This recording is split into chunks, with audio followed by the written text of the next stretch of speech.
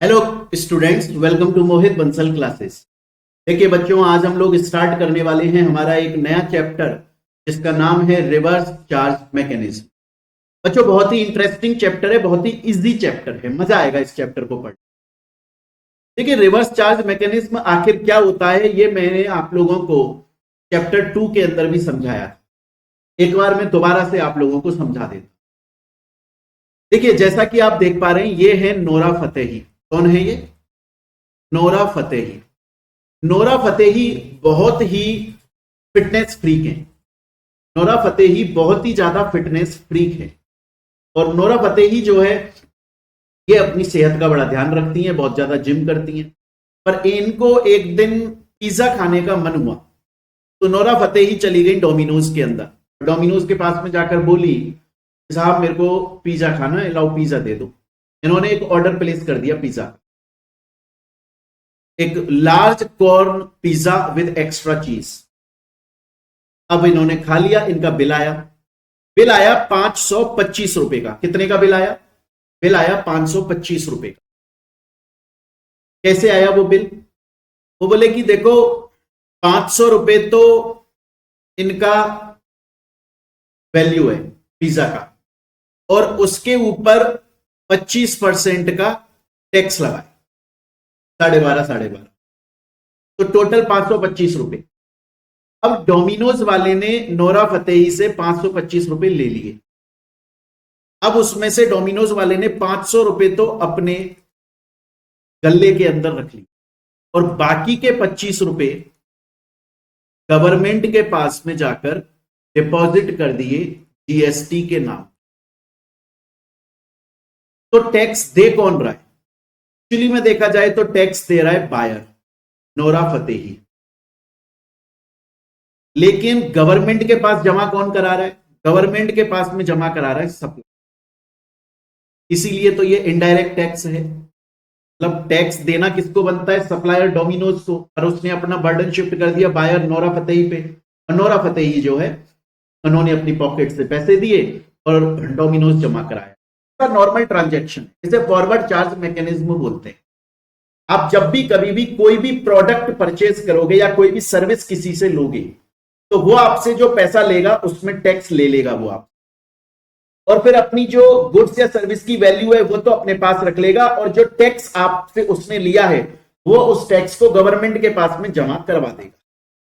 अरे मेरी बात समझ में? ये फॉरवर्ड चार्ज मैकेनिज्म है। नॉर्मली ऐसा होता है कि सप्लायर रेसिपिएंट से टैक्स का पैसा भी साथ में ले लेता है और फिर उस टैक्स के पैसे को गवर्नमेंट को जमा करा देता है। तो गवर्नमेंट के पास में जो टैक्स जमा करा रहा है वो सप्लायर करा रहा है। ले किससे रहा है? रेसिपिएंट से ले रहा है, इसलिए इसे इनडायरेक्ट टैक्स बोलते हैं। और सप्लायर गवर्नमेंट को टैक्स जमा करा रहा है, इसलिए इसे फॉरवर्ड चार्ज मैकेनिज्म बोलते हैं। यह मैं आप लोगों को पहले भी समझा चुका। पर कभी कभी क्या होता है, कुछ उल्टे काम हो जाते हैं। उल्टे काम कैसे? ये डोमिनोज है, ये डोमिनोज बनाता है पिज्जा। डोमिनोज क्या बनाता है? पिज्जा बनाता है। और पिज्जा बनाने के लिए इसको बहुत सारी चीजों की जरूरत है, जिसमें से टमाटर भी इसको चाहिए होते हैं, क्योंकि पिज्जा के अंदर टेस्ट के लिए टमाटर भी डालता है। टमाटर ये एक किसान से खरीदने चला गया, क्योंकि किसान खेत में बहुत सारे टमाटर उगाता है। तो डोमिनोज वाले ने किसान से बोला कि भैया मेरे को तो 50 किलो टमाटर खरीदने। किसान बोला 10 रुपए किलो टमाटर दूंगा। तो 50 किलो आपको खरीदने तो 500 रुपए मेरे को दे दो। डोमिनोज वाला बोला कि ये 500 रुपए तो आपके टमाटर की वैल्यू हो गई, और जीएसटी। बोला भैया देखो मैं तो अनरजिस्टर्ड हूं, मैं तो छोटा मोटा सा किसान हूं यार, खेतीबाड़ी करता हूं यार, मैं कहां जीएसटी में रजिस्टर हूं? मैं रजिस्टर नहीं हूं, मैं तो अनरजिस्टर्ड सप्लायर हूं। तुम रजिस्टर्ड ग्राहक हो, रजिस्टर्ड बायर, रजिस्टर्ड रेसिपिएंट।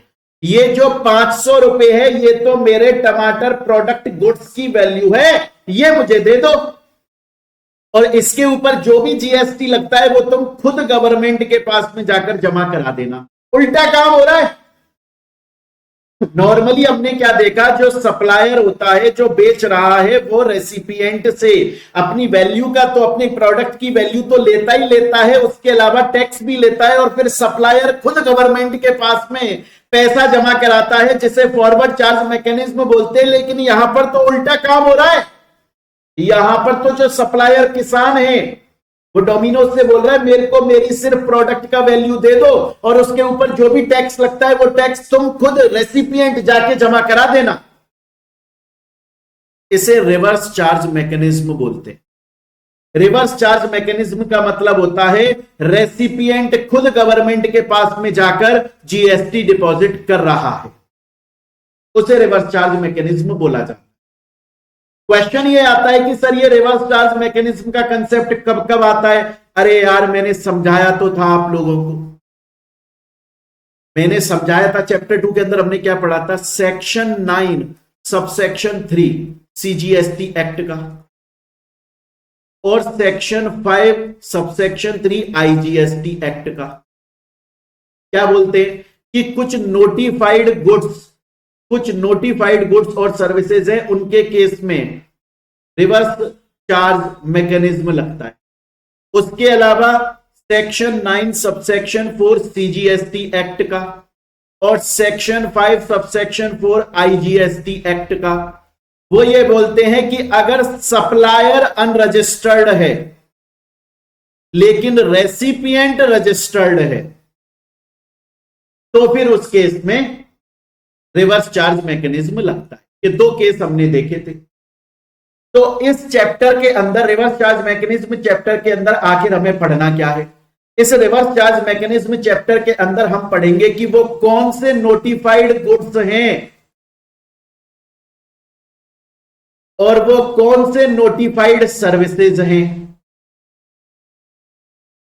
जिनके अंदर वो कौन कौन सी नोटिफाइड गुड्स हैं, वो कौन कौन से नोटिफाइड सर्विसेज हैं जिनके अंदर रिवर्स चार्ज मैकेनिज्म का कंसेप्ट लगता है। हम लोगों को ये पढ़ना है। आ रही है मेरी बात समझ में? तो अभी तक मैंने आप लोगों को इस चैप्टर में सिर्फ रिवर्स चार्ज मैकेनिज्म का मतलब समझाया। उसके अलावा मैंने आपको समझाया सेक्शन 9 सबसेक्शन 3 सीजीएसटी एक्ट का, सेक्शन 5 सबसेक्शन 3 आईजीएसटी एक्ट का बोलते हैं कुछ नोटिफाइड गुड्स और सर्विसेज है जिनके केस में रिवर्स चार्ज मैकेनिज्म लगता है, मतलब रेसिपिएंट को टैक्स जमा कराना होता है। और इसके अलावा सेक्शन 9 सबसेक्शन 4 और सेक्शन 5 सबसेक्शन 4 आईजीएसटी एक्ट का और सीजीएसटी एक्ट का बोलते हैं कि रजिस्टर्ड बायर अगर अनरजिस्टर्ड सप्लायर है, रजिस्टर्ड बायर है तो रिवर्स चार्ज मैकेनिज्म लगता है।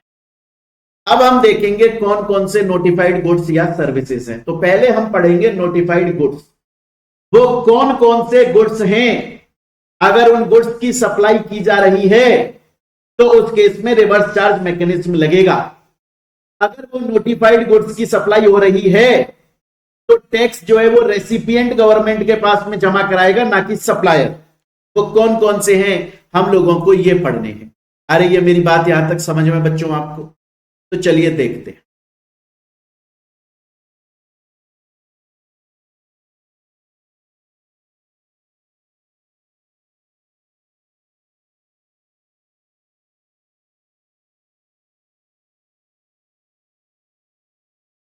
देखिए सबसे पहला गुड्स कौन सा है? कैश्यू नट्स, काजू के टुकड़े, नॉट शेल्ड और पील्ड। इसका मतलब क्या है? काजू देखा है आपने? काजू देखा है आपने? काजू खाते हो ना काजू आप? घर में आप देखो व्हाइट कलर का, व्हाइट क्रीम कलर का, आपको येलो व्हाइट कलर का काजू दिखता है आपको।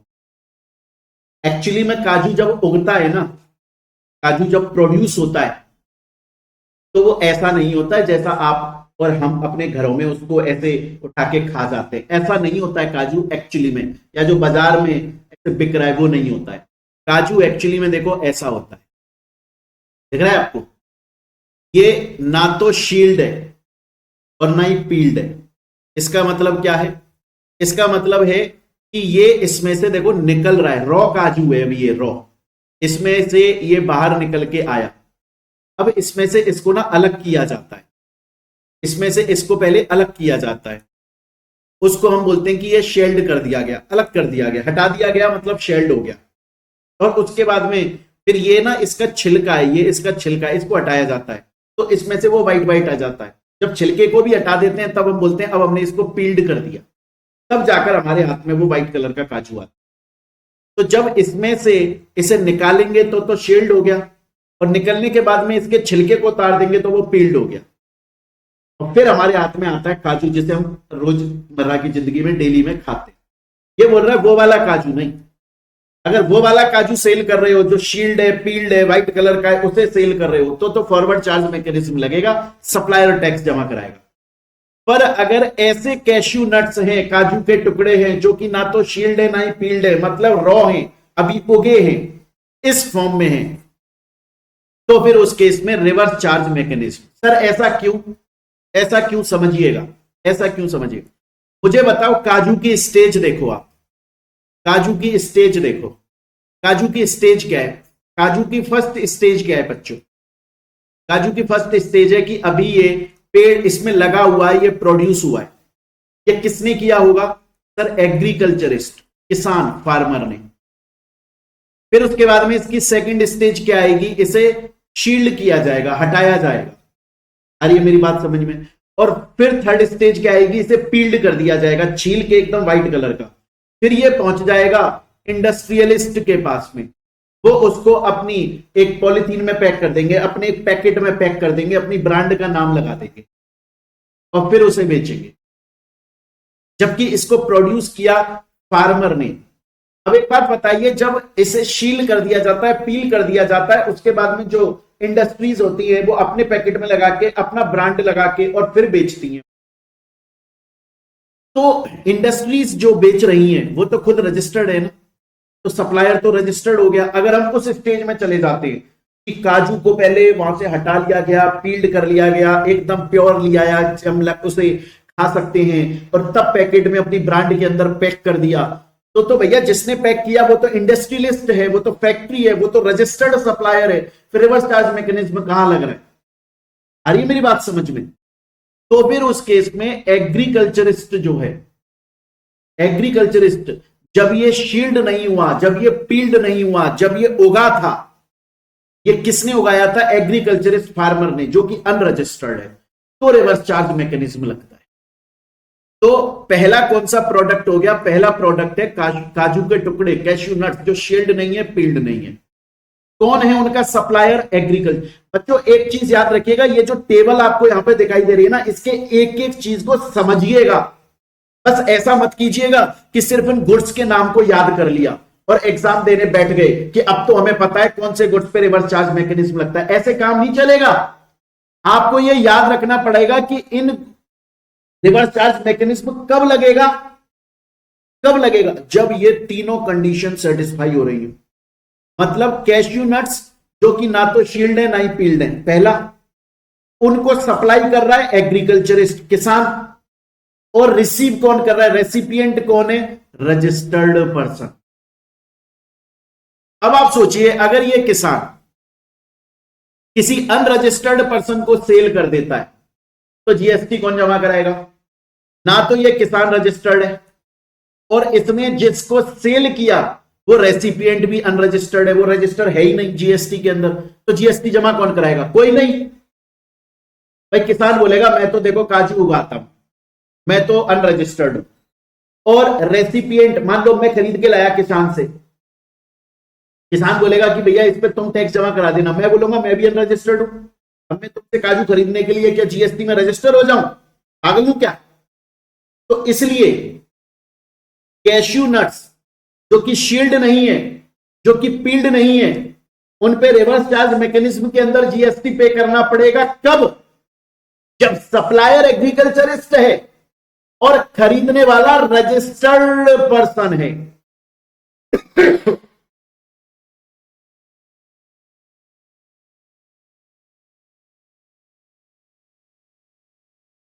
खरीदने वाला कौन है, रजिस्टर्ड पर्सन।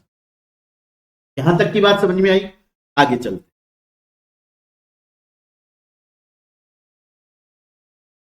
नेक्स्ट देखिए, बीडी रैपर लीव्स। अब ये बीडी रैपर लीव्स क्या होते हैं, आपको ये समझने की जरूरत है, बड़े ध्यान से समझिएगा। देखिए,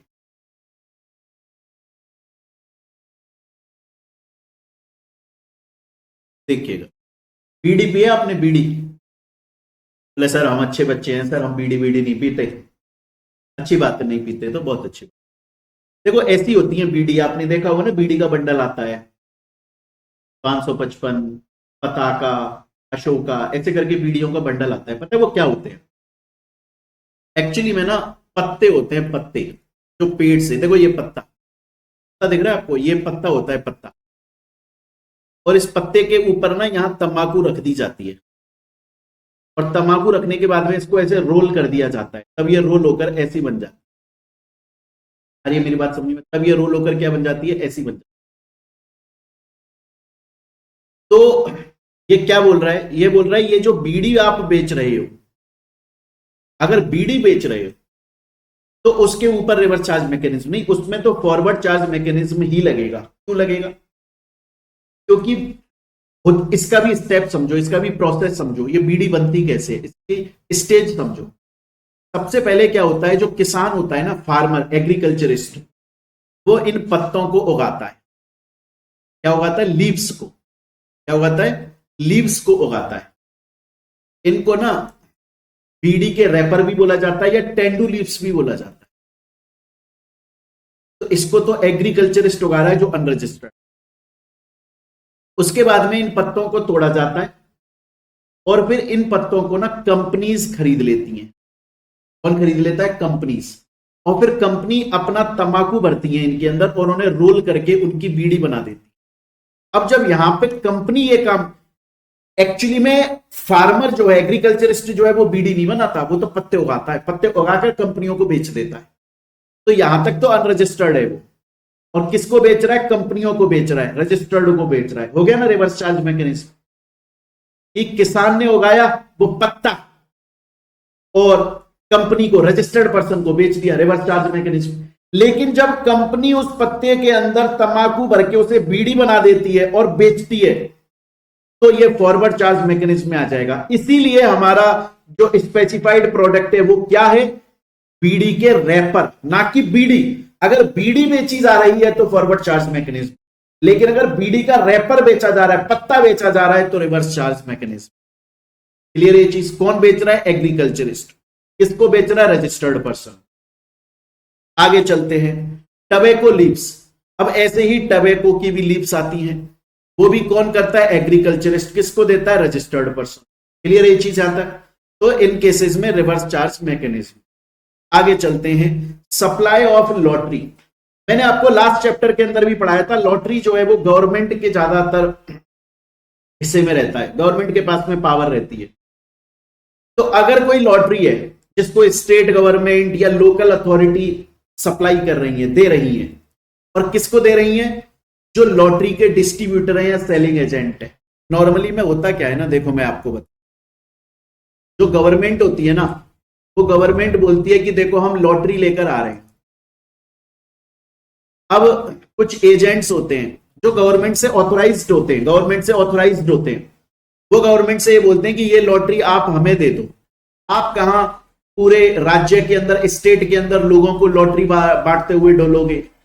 आप तो ये हमें दे दो, हम ये लॉटरी थोड़े बहुत हमारे कमीशन के साथ में और पब्लिक को बेच देंगे। आ रही है मेरी बात यहां तक समझ में? तो हम इस वाले ट्रांजैक्शन की बात कर रहे हैं कि लॉटरी जो गवर्नमेंट ने सप्लाई करी, किसको करी? लॉटरी डिस्ट्रीब्यूटर को, एजेंट को। उस पर जो टैक्स लगेगा वो रिवर्स चार्ज मैकेनिज्म लगेगा। सर क्यों? अरे भाई, अगर फॉरवर्ड चार्ज मैकेनिज्म लगता तो इस केस में सप्लायर कौन है? सर सप्लायर तो खुद गवर्नमेंट है। तो यार एक बात बताओ, गवर्नमेंट क्या खुद को टैक्स जमा कराएगी और फिर उसका इनपुट टैक्स क्रेडिट लेगी? क्या फायदे, क्या मतलब की बात निकलेगी? इसीलिए गवर्नमेंट जब भी कोई लॉटरी लेकर आती है और वो उन लॉटरी डिस्ट्रीब्यूटर या एजेंट को देती है, तो उनसे बोलती है कि देखो तुम हमसे 100 रुपए में ले रहे हो और बेचोगे आगे 110 रुपए में, इसलिए रिवर्स चार्ज मैकेनिज्म के तौर पर तुम्हें टैक्स पे करना पड़ेगा। आ रही है मेरी बात यहां तक समझ में? इसके बाद में नेक्स्ट देखो, बड़ा ही इजी चैप्टर है ये, बहुत ही इजी चैप्टर है। और एक चीज और बता दूं बच्चों, ये जो चैप्टर है ना आपका रिवर्स चार्ज मैकेनिज्म, ये जो आपका रिवर्स चार्ज मैकेनिज्म चैप्टर है, इसमें से बहुत कम चांसेस होते हैं कि आपके एग्जाम के अंदर डायरेक्ट क्वेश्चन आ जाए, बहुत कम चांसेस होते हैं। बाई चांस बहुत एक या दो नंबर के अंदर कोई क्वेश्चन आ सकता है मल्टीपल चॉइस क्वेश्चन में कि क्या ये रिवर्स चार्ज मैकेनिज्म के अंदर अप्लाई होगा कि नहीं होगा। अदरवाइज बहुत कम चांसेस होते हैं कि इस चैप्टर से डायरेक्टली कोई क्वेश्चन आपके पास में आए। लेकिन इसका मतलब ये नहीं है कि ये चैप्टर इंपॉर्टेंट नहीं है या इससे एग्जाम में क्वेश्चन नहीं आते। इससे एग्जाम में क्वेश्चन तो आते हैं, इनडायरेक्टली आते हैं। इस चैप्टर से, रिवर्स चार्ज मैकेनिज्म चैप्टर से आपके एग्जाम में क्वेश्चन आते हैं, इनडायरेक्टली आते हैं। कैसे? कोई भी बड़ा क्वेश्चन आ गया आपके पास में, उसमें रिवर्स चार्ज मैकेनिज्म का एक छोटा सा पॉइंट दे दिया जाएगा और वो इतना इंपॉर्टेंट होगा कि पूरे उस बड़े क्वेश्चन के आंसर को घुमा के पटक देगा। आपको याद हो, हमने वैल्यू ऑफ सप्लाई चैप्टर पढ़ा था। वैल्यू ऑफ सप्लाई चैप्टर के अंदर रिवर्स चार्ज मैकेनिज्म आ रहा था। तब उसमें हमें पता लग रहा था कि यार ये आपको ध्यान है ना, रिवर्स चार्ज मैकेनिज्म के अंदर जब हम वैल्यू निकाल रहे थे तो वहां पर पूरा जो वैल्यू निकल के आ रही थी प्रोविजन ही अलग हो जा रहा था। टाइम ऑफ सप्लाई के अंदर भी थोड़ा बहुत इसका प्रोविजन आया था। तो इसलिए चैप्टर इजी है, इंपॉर्टेंट है, इजी है। तो अभी तक आपको समझ में आए ये 4 पॉइंट। आगे चलते। सिल्क यार्न कौन सप्लाई कर रहा है? Any person who manufacture silk yarn, कोई भी बंदा, कोई भी मैन्युफैक्चरर जो कि सिल्क यार्न को बनाता है। कैसे बनाता है? रॉ सिल्क, कच्चे सिल्क से, जो एक्चुअली में उग रही है उस सिल्क से सिल्क यार्न को बना रहा है, या सिल्क वॉर्म कोकोन को। अरे मेरी बात समझिए। और किसी रजिस्टर्ड पर्सन को बेच रहा है। ये क्या होता है मैं आपको समझाता हूं। देखो आप ये देख रहे हो, ये एक कीड़ा है। एक मिनट, देखो आप ये देख रहे हो, ये एक कीड़ा है, कीड़ा। इसको बोला जाता है सिल्क वॉर्म। इस कीड़े का नाम क्या होता है? इस कीड़े का नाम होता है सिल्क वॉर्म कोकोन। ये जो कीड़ा होता है ना, ये अपने अंदर से सिल्क को छोड़ता है, निकालता है। देखो ये सिल्क निकल रही है इसके अंदर से, और ये खुद भी सिल्क होता है। इसको मार दोगे ना तो वो सिल्क है। तो कोई मैन्युफैक्चरर है जो कि इस कीड़ा, जो कि एक्चुअली में सिल्क का प्रोडक्शन कर रहा है, ये कीड़ा मतलब यहां से रॉ सिल्क जहां से उग रही है वहां से सिल्क को लेता है और उनका सिल्क यार्न बना देता है, मैन्युफैक्चर करता है, और फिर उसे किसी रजिस्टर्ड पर्सन को, कंपनीज को, फैक्ट्रीज को सेल करता है, जो कि आगे उसका अपना ब्रांड लगा के बेचती है।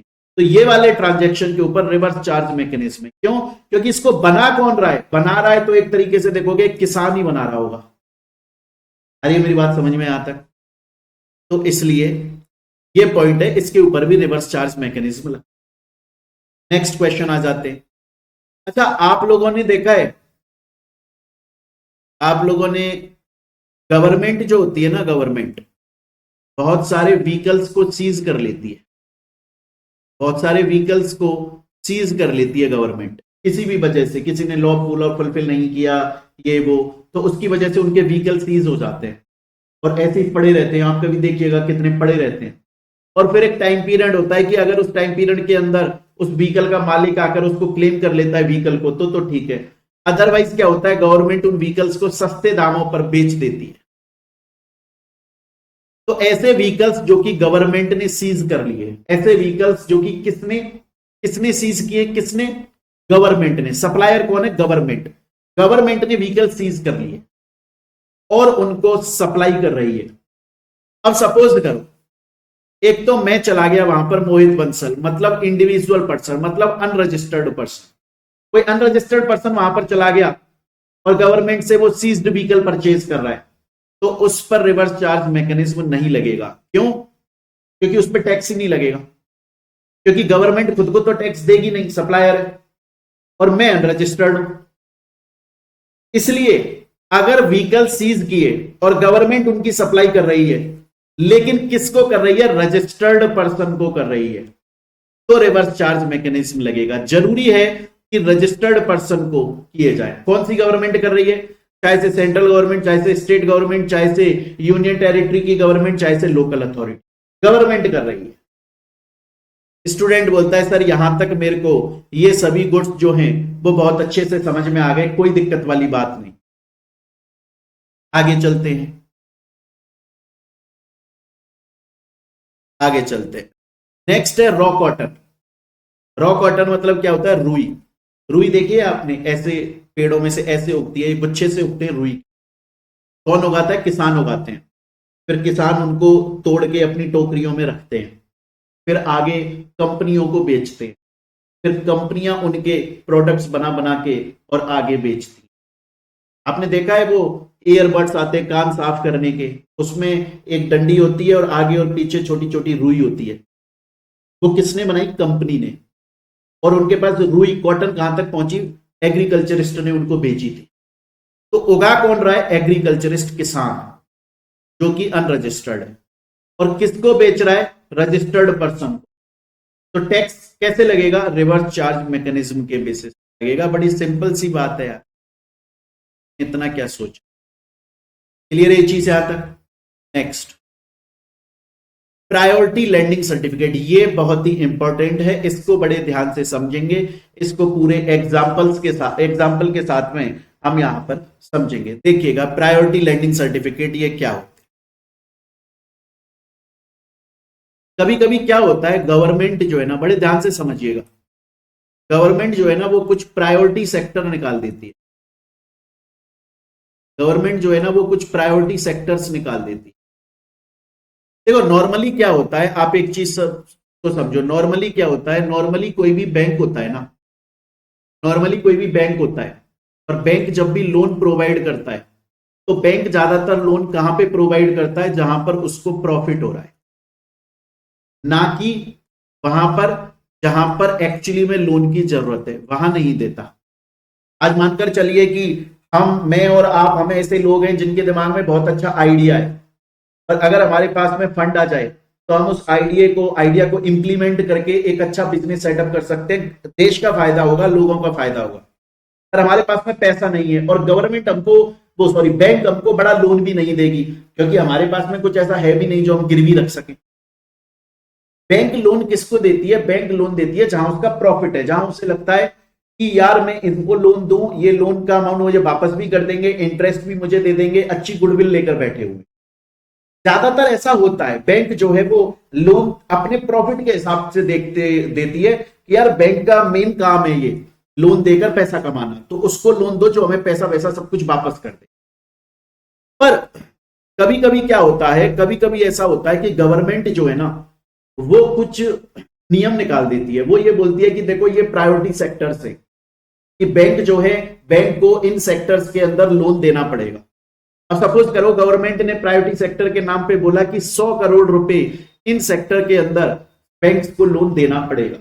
अब दो बैंक है, मान के चलो कि एक बैंक है आपका आईसीआई बैंक, एक बैंक है आईसीआईसीआई बैंक।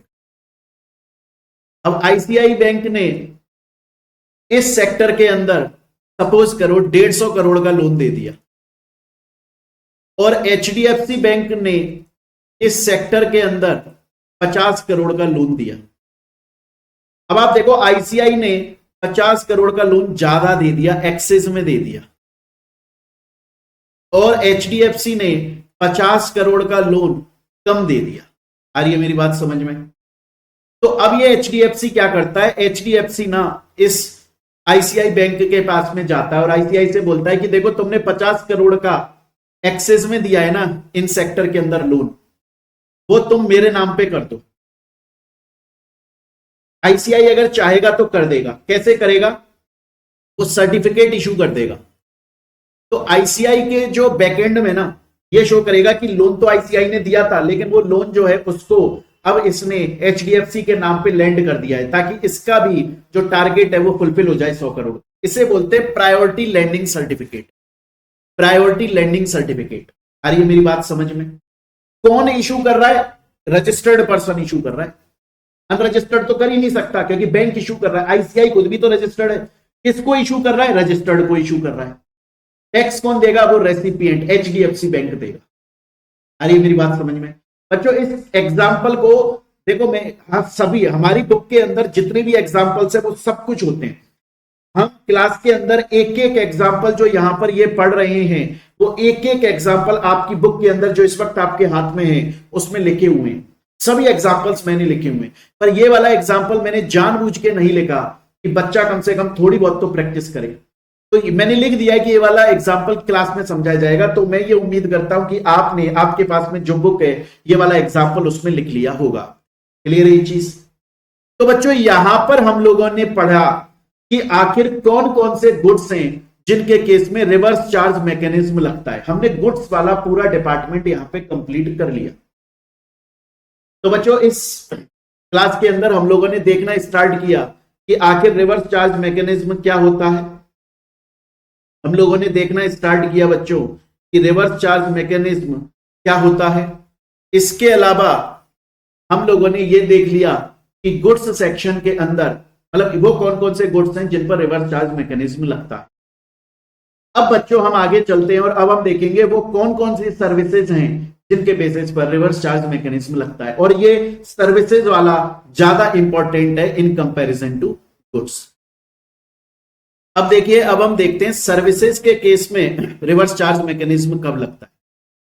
इसमें बच्चों सबसे पहले जो सर्विस आती है वो है जीटीए, गुड्स ट्रांसपोर्ट एजेंसी। ये बहुत इंपॉर्टेंट है क्योंकि अमेंडमेंट आया था ना इसमें, इस वजह से ये इंपॉर्टेंट है। हम अमेंडेड ही पढ़ रहे हैं, आप इसको इंपॉर्टेंट मार्क कर लीजिए। इसको हम एक कहानी के थ्रू समझने की कोशिश करेंगे, बड़ा ही सिंपल है, मजे आएंगे आप। जैसे ये कहानी कंप्लीट हुई आपको ये पूरा प्रोविजन समझ में आ जाएगा 2 मिनट के, सब कुछ लिख रखा है कहानी के अंदर, और ये पूरा एग्जाम्पल स्टोरी आपके बुक में दी हुई है। देखिएगा, देखो ये है प्रतिमा कुमारी, ये स्टूडेंट है मेरी, ये ऑल इंडिया रैंक लेकर आई थी बच्चे। ये एक बार हमारे पास में आई, मोहित बंसल सर आपके सर के पास में आई और आकर बोली कि सर ये जीटीए बाय रोड क्या होता है। मैंने बोला कि देखो ये गुड्स ट्रांसपोर्ट एजेंसी है। जीटीए का मतलब होता है गुड्स ट्रांसपोर्ट एजेंसी। ये वो एजेंसीज, ये वो कंपनीज होती हैं जो कि गुड्स को ट्रांसपोर्ट करने की सर्विस प्रोवाइड करते हैं। कि अगर आपके कोई गुड्स हैं वो आपको एक जगह से दूसरी जगह पे ट्रांसपोर्ट करवाने हैं तो आप ऐसी जीटीए, गुड्स ट्रांसपोर्ट एजेंसीज की हेल्प लेकर और अपने गुड्स को ट्रांसपोर्ट करवा सकते हो। वो अपना पैसा आपसे ले लेते हैं। जीटीए के अंदर हम बाय रोड वाली बात कर रहे हैं। हम ये नहीं बात कर रहे हैं कि वो एरोप्लेन से भेज रहा है या वो पानी के जहाज से बेच रहा है, वेसल से भेज रहा है, नहीं। मैं बोल रहा हूं कि हम उन गुड्स ट्रांसपोर्ट एजेंसीज की बात कर रहे हैं जो कि आपके गुड्स को ट्रांसपोर्ट कराने की सर्विस प्रोवाइड कर रहे हैं बाय रोड। प्रतिमा कुमारी बोली कि ठीक है सर, मेरे को यह समझ में आ गया कि goods transport agency by road क्या होता है। अब मुझे बताइए कि जब भी कोई गुड्स ट्रांसपोर्ट एजेंसी गुड्स को ट्रांसपोर्ट करने की सर्विस प्रोवाइड करते हैं एक जगह से दूसरी जगह बाय रोड अगर करते हैं तो उस पर जीएसटी कैसे लगता है। तो मैंने उनको बोला, मैंने कहा देखो, अगर गुड्स ट्रांसपोर्ट एजेंसीज इन लोगों को सर्विस प्रोवाइड कर रही हैं गुड्स ट्रांसपोर्ट करने का तो ही जीएसटी लगेगा। अगर कोई goods transport agency service provide कर रही है गुड्स को ट्रांसपोर्ट करने का, लेकिन जिसको सर्विस प्रोवाइड कर रही है, जो रेसिपिएंट है, वो इनमें से कोई भी नहीं है, तो फिर जीएसटी लगेगा ही नहीं, वो जीएसटी एग्जम्प्ट हो जाएगा। अगर गुड्स ट्रांसपोर्ट एजेंसी जो बाई रोड गुड्स को ट्रांसपोर्ट करने की सर्विस प्रोवाइड कर रही है और इनमें से अगर किसी को कर रही है तो ही जीएसटी लगेगा। पहली बात तो ये, कैसे लगेगा वो मैं समझाऊंगा। सबसे पहले तो आप एक चीज को समझ लो। मैंने बोला सबसे पहले तो एक चीज समझ लो कि अगर कोई भी गुड्स ट्रांसपोर्ट एजेंसी जो बाई रोड अगर गुड्स को ट्रांसपोर्ट करने की सर्विस प्रोवाइड कर रहे हैं और स्पेसिफाइड पर्सन को कर रहे हैं, वो पर्सन जो स्पेसिफाइड है अगर उनको ये सर्विस प्रोवाइड की जा रही है तो ही जीएसटी लगेगा। अगर नॉन स्पेसिफाइड पर्सन को, जो कि स्पेसिफाइड नहीं है, उनको अगर ये सर्विस प्रोवाइड की जा रही है तो जीएसटी लगेगा ही नहीं। अब क्वेश्चन ये आता है सर वो कौन कौन है। देखिए, कोई फैक्ट्री जो फैक्ट्रीज एक्ट के अंदर रजिस्टर्ड है, कोई भी फैक्ट्री, या कोई भी सोसाइटी जो सोसाइटीज रजिस्ट्रेशन एक्ट में रजिस्टर्ड है, या कोई भी कोऑपरेटिव सोसाइटी, या कोई भी बॉडी कॉर्पोरेट, या कोई भी पार्टनरशिप फर्म, या कोई भी रजिस्टर्ड पर्सन, या कोई भी casual taxable person, casual taxable person कौन होता है? कैजुअल टैक्सेबल पर्सन वो होता है जो कुछ टाइम के लिए कहीं पर धंधा करने के लिए आ जाते हैं। जैसे मेला लगता है ना, मेला, मेला दिलों का आता है, मेला लगाने वाले आते हैं महीने भर के लिए, 25 दिन के लिए वहां पर। अब जैसे हमारा जो एरिया है राजस्थान के अंदर भरतपुर है, तो भरतपुर में आप देखिएगा एक बाहर से कुछ लोग आए हैं और वो एक तरह का मेला लगा रहे हैं। उन्होंने ना मेले का नाम रखा है दुबई थीम, दुबई थीम। तो आप उसके अंदर जाओगे ना टिकट लेकर, तो 1-2 घंटे 3 घंटे का कुछ रहता है वहां पे। उनका अंदर जितना भी कुछ फंक्शन तामझाम है, वहां अंदर जैसे एंटर करोगे आपको लगेगा आप दुबई में आ गए। उन्होंने इस तरह का मतलब दुबई के ऊपर अपना पूरा मेले की थीम बीम सेट करी हुई है। तो वो कैजुअल टैक्सेबल पर्सन है, टैक्सेबल पर्सन है, टैक्सेबल पर्सन है, टैक्स देना है उनको, कैजुअल है। कभी यहां करते हैं, कभी कहां करते हैं, कभी कहां करते हैं, कभी कहां करते हैं। आ रही मेरी बात समझ में? तो सबसे पहले तो आपको क्या समझ में आया? जीटीए, गुड्स ट्रांसपोर्ट एजेंसी का मतलब क्या होता है? ऐसी एजेंसी जो कि गुड्स को ट्रांसपोर्ट करने की सर्विस प्रोवाइड करते हैं। बाय रोड की हम बात कर रहे हैं। अगर ये जो स्पेसिफाइड लोग हैं उनको दी जा रही है सर्विस तो ही जीएसटी लगेगा, अदरवाइज जीएसटी नहीं लगेगा। जब मैंने ये बात प्रतिमा को बोली तो प्रतिमा बोली ठीक है सर मुझे समझ में आ गई, लेकिन एक बात बताओ सर, एक बात बताओ, अगर ये जीटीए स्पेसिफाइड पर्संस को जीएस सर्विस प्रोवाइड कर रहे हैं तो जीएसटी लगेगा। मैंने कहा तो जीएसटी लगेगा। बोला तो कैसे लगेगा? अगर जीटीए स्पेसिफाइड पर्सन को सर्विस प्रोवाइड कर रहे हैं तो जीएसटी लगेगा ना। मैंने बोला हाँ भाई तो जीएसटी लगेगा। बोला कैसे लगेगा? मैंने कहा देखो, उस केस में जीटीए के पास में 2 ऑप्शन है। उस केस में जीटीए के पास में 2 ऑप्शन है। अगर वो चाहे तो जीएसटी रिवर्स चार्ज मैकेनिज्म के बेसिस पर पे करे, या फिर अगर वो चाहे तो जीएसटी फॉरवर्ड चार्ज मैकेनिज्म के बेसिस पर पे करे। ये ऑप्शन है जीटीए के पास में, वो जैसे चाहे वैसे चूज कर ले। तो प्रतिमा को अब तक क्या समझ में आया? प्रतिमा को समझ में आया कि देखो, अगर गुड्स ट्रांसपोर्ट एजेंसी स्पेसिफाइड लोगों को सर्विस प्रोवाइड कर रही है, तो अगर स्पेसिफाइड लोगों को सर्विस प्रोवाइड की जा रही है तो जीएसटी लगेगा। अगर स्पेसिफाइड लोगों को अलावा किसी और को सर्विस प्रोवाइड की जा रही है तो जीएसटी लगेगा ही नहीं, मैटर ही खत्म। अच्छा, स्पेसिफाइड लोगों को सर्विस प्रोवाइड हो रही है तो जीएसटी लगेगा, लेकिन उसमें जीटीए के पास में ऑप्शन है।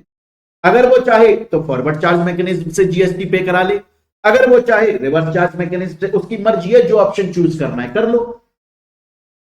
सर अगर reverse charge mechanism option choose किया, अगर जीटीए ने reverse charge mechanism option choose किया तो फिक्स है 5% की रेट से जीएसटी लगेगा, मैटर खत्म। लेकिन सर अगर जीटीए ने फॉरवर्ड चार्ज मैकेनिज्म की ऑप्शन को चूज किया तो फिर से उसके पास में 2 ऑप्शन है। वो जीएसटी 5% की रेट से पे कर दे या फिर 12% की रेट से पे कर दे। आ रही है मेरी बात समझ में? तो देखिए, दोबारा से चार्ट बना लो। मैं आपके साथ में दोबारा से चार्ट बना रहा हूं, बार बार बना रहा हूं ताकि आप अपनी बुक के अंदर बना लो। हालांकि ये मैंने एग्जांपल, ये कहानी जो है इसमें एक एक चीज लिखी हुई है कि जो गुड्स ट्रांसपोर्ट एजेंसी हैं, अगर वो बाई रोड सर्विस प्रोवाइड कर रही हैं, कैसे सर्विस प्रोवाइड कर रही हैं? Goods transport agency by road अगर सर्विस प्रोवाइड कर रही है, तो अगर उन्होंने स्पेसिफाइड लोगों को किया, स्पेसिफाइड पर्सन को सर्विस प्रोवाइड करी तो जीएसटी लगेगा।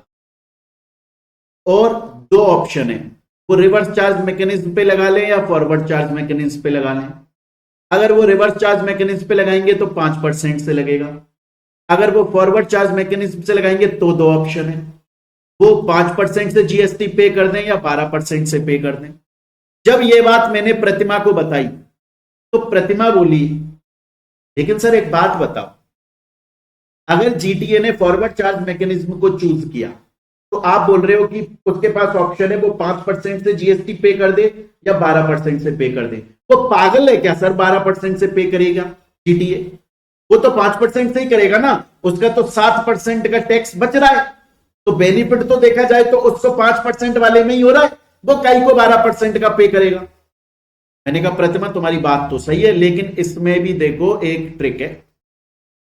अगर फॉरवर्ड चार्ज मैकेनिज्म के अंदर उसने 5% की रेट से जीएसटी पे करने का ऑप्शन चूज किया तो उसको कोई भी आईटीसी नहीं मिलेगा इनपुट टैक्स क्रेडिट के ऊपर, मतलब इनपुट जो सप्लाईज हैं उनके ऊपर कोई भी इनपुट टैक्स क्रेडिट नहीं मिलेगा, लेकिन 12% वाले में आईटीसी मिलेगा। तो प्रतिमा को समझ में आया? ठीक है सर, अब समझ गई मैं आपकी बात। और सर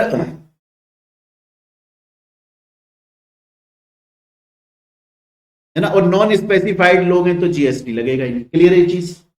तो बच्चों देखो, ये पूरी की पूरी चीज यहां पर लिखी हुई है, पूरी की पूरी चीज यहां पर लिखी हुई, और ये पूरी बात यहां पर, ये जो स्टोरी है ना, इस स्टोरी के अंदर पूरी बात लिखी हुई। स्टूडेंट बोलता है सर मेरे को आपकी बात यहां तक पूरी तरीके से अच्छे से समझ में आ गई, मुझे समझ में, आपने सर्विस का पढ़ाना स्टार्ट किया, सबसे पहले जीटीए की सर्विस पढ़ाई, इंपॉर्टेंट है क्योंकि इसके अंदर अमेंडमेंट आया है, ये हमने जो पढ़ाई ये अमेंडेड है, तो आपको पुराना पढ़ने की जरूरत ही नहीं है। लेकिन सर मैंने सुना है इसके अंदर एक इंपॉर्टेंट नोट और है। हाँ, इसके अंदर एक इंपॉर्टेंट नोट और है।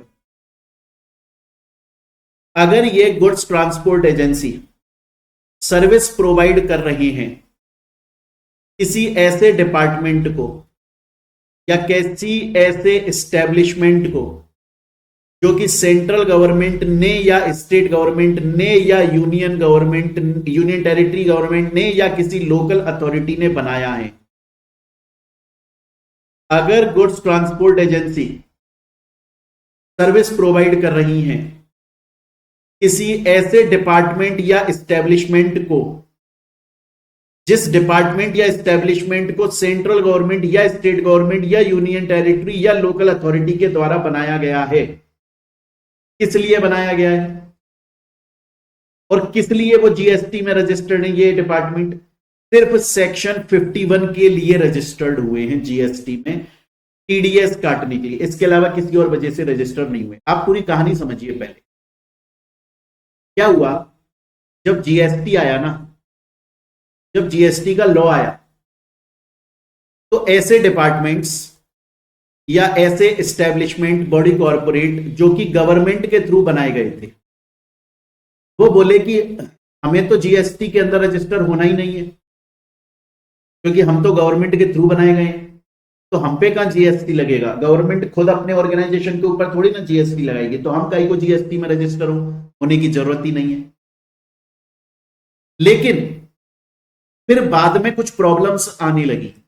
जब जीएसटी बना तब तो ऐसा था, फिर बाद में क्या प्रॉब्लम आने लगी, ये प्रॉब्लम आने लगी कि गवर्नमेंट जो है वो कभी कभी किसी से कॉन्ट्रैक्ट कर लेती है, प्राइवेट कंपनी से, कि तुम ये बना दो, वो बना दो, ये बना दो, वो बना दो, ये बना दो, वो बना दो, और हम तुमको पैसा दे देंगे। तुम एयरपोर्ट बना दो, तुम रेलवे स्टेशन बना दो, तुम सड़क बना दो, तुम फलाना बना दो, तुम ढीकना बना दो, और इतना कॉन्ट्रैक्ट हो गया, और बनने के बाद में गवर्नमेंट तुमको इतने रुपए दे देगी। अब गवर्नमेंट ये रुपए इन डिपार्टमेंट या एस्टेब्लिशमेंट के थ्रू इनको दिलवाती है, प्राइवेट कंपनीज को जिनको कॉन्ट्रैक्ट दिया गया है कुछ भी बनाने का, डेवलप करने का। अब जब ये एस्टेब्लिशमेंट या डिपार्टमेंट इन कॉन्ट्रैक्टर्स को पैसा देते हैं तो वो ये बोलते हैं कि साहब इसमें से हम टीडीएस भी तो काटेंगे। अब टीडीएस कैसे काटें, हम तो जीएसटी के अंदर रजिस्टर है ही नहीं। बात समझ रहे हो भाई? गवर्नमेंट जो ऑर्गेनाइजेशन या एस्टेब्लिशमेंट है वो जीएसटी के अंदर रजिस्टर हुए ही नहीं थे, लेकिन गवर्नमेंट बहुत बार कॉन्ट्रैक्ट दे देती है प्राइवेट कंपनीज को, बोलती है ये डेवलप कर दो, ये कंस्ट्रक्ट कर दो, और जब पैसा देने की बात आती है तो ये डिपार्टमेंट, एस्टेब्लिशमेंट बोलते हैं कि भैया इस पैसे में से हम टीडीएस तो काटेंगे तुम्हारा। अब टीडीएस काटे कैसे, हम तो रजिस्टर ही नहीं है जीएसटी में।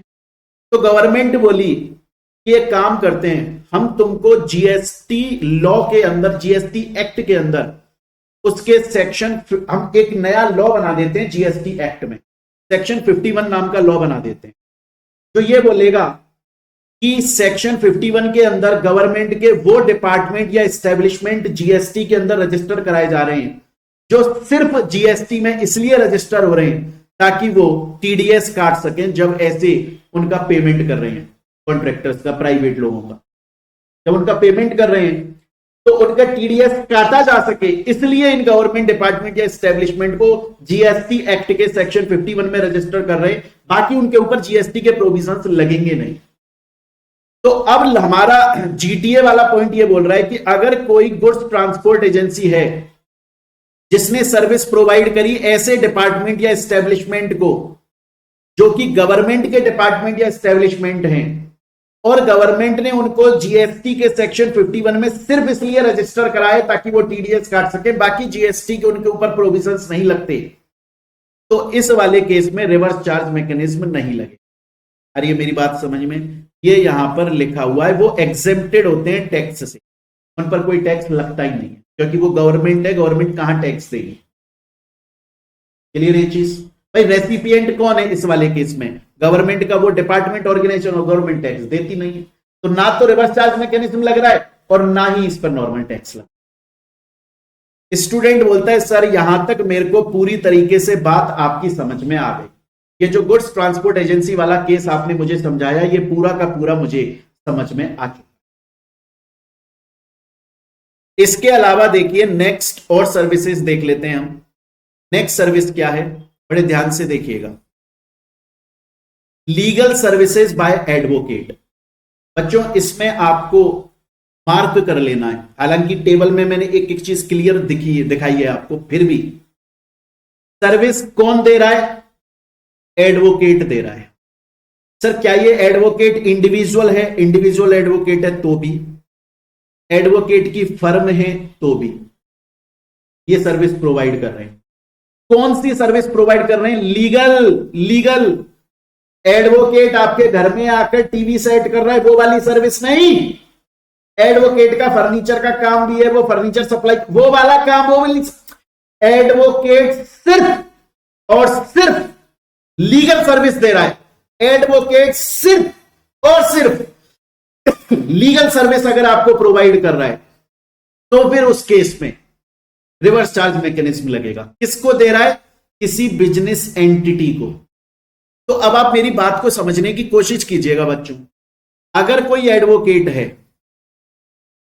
देखो केस 1, अगर कोई एडवोकेट है जो लीगल सर्विस दे रहा है, लेकिन लीगल सर्विस दे रहा है इंडिविजुअल पर्सन को, तो उस पर रिवर्स चार्ज मैकेनिज्म नहीं लगेगा, क्योंकि हमारी दो कंडीशन तो सेटिस्फाई हुई कि एडवोकेट ने सर्विस दी, सर्विस भी लीगल दी, लेकिन हमारी कंडीशन है दी किसको? रेसिपिएंट कौन होना चाहिए? कोई रजिस्टर्ड लीगल एंटिटी, जबकि ये तो इंडिविजुअल पर्सन है।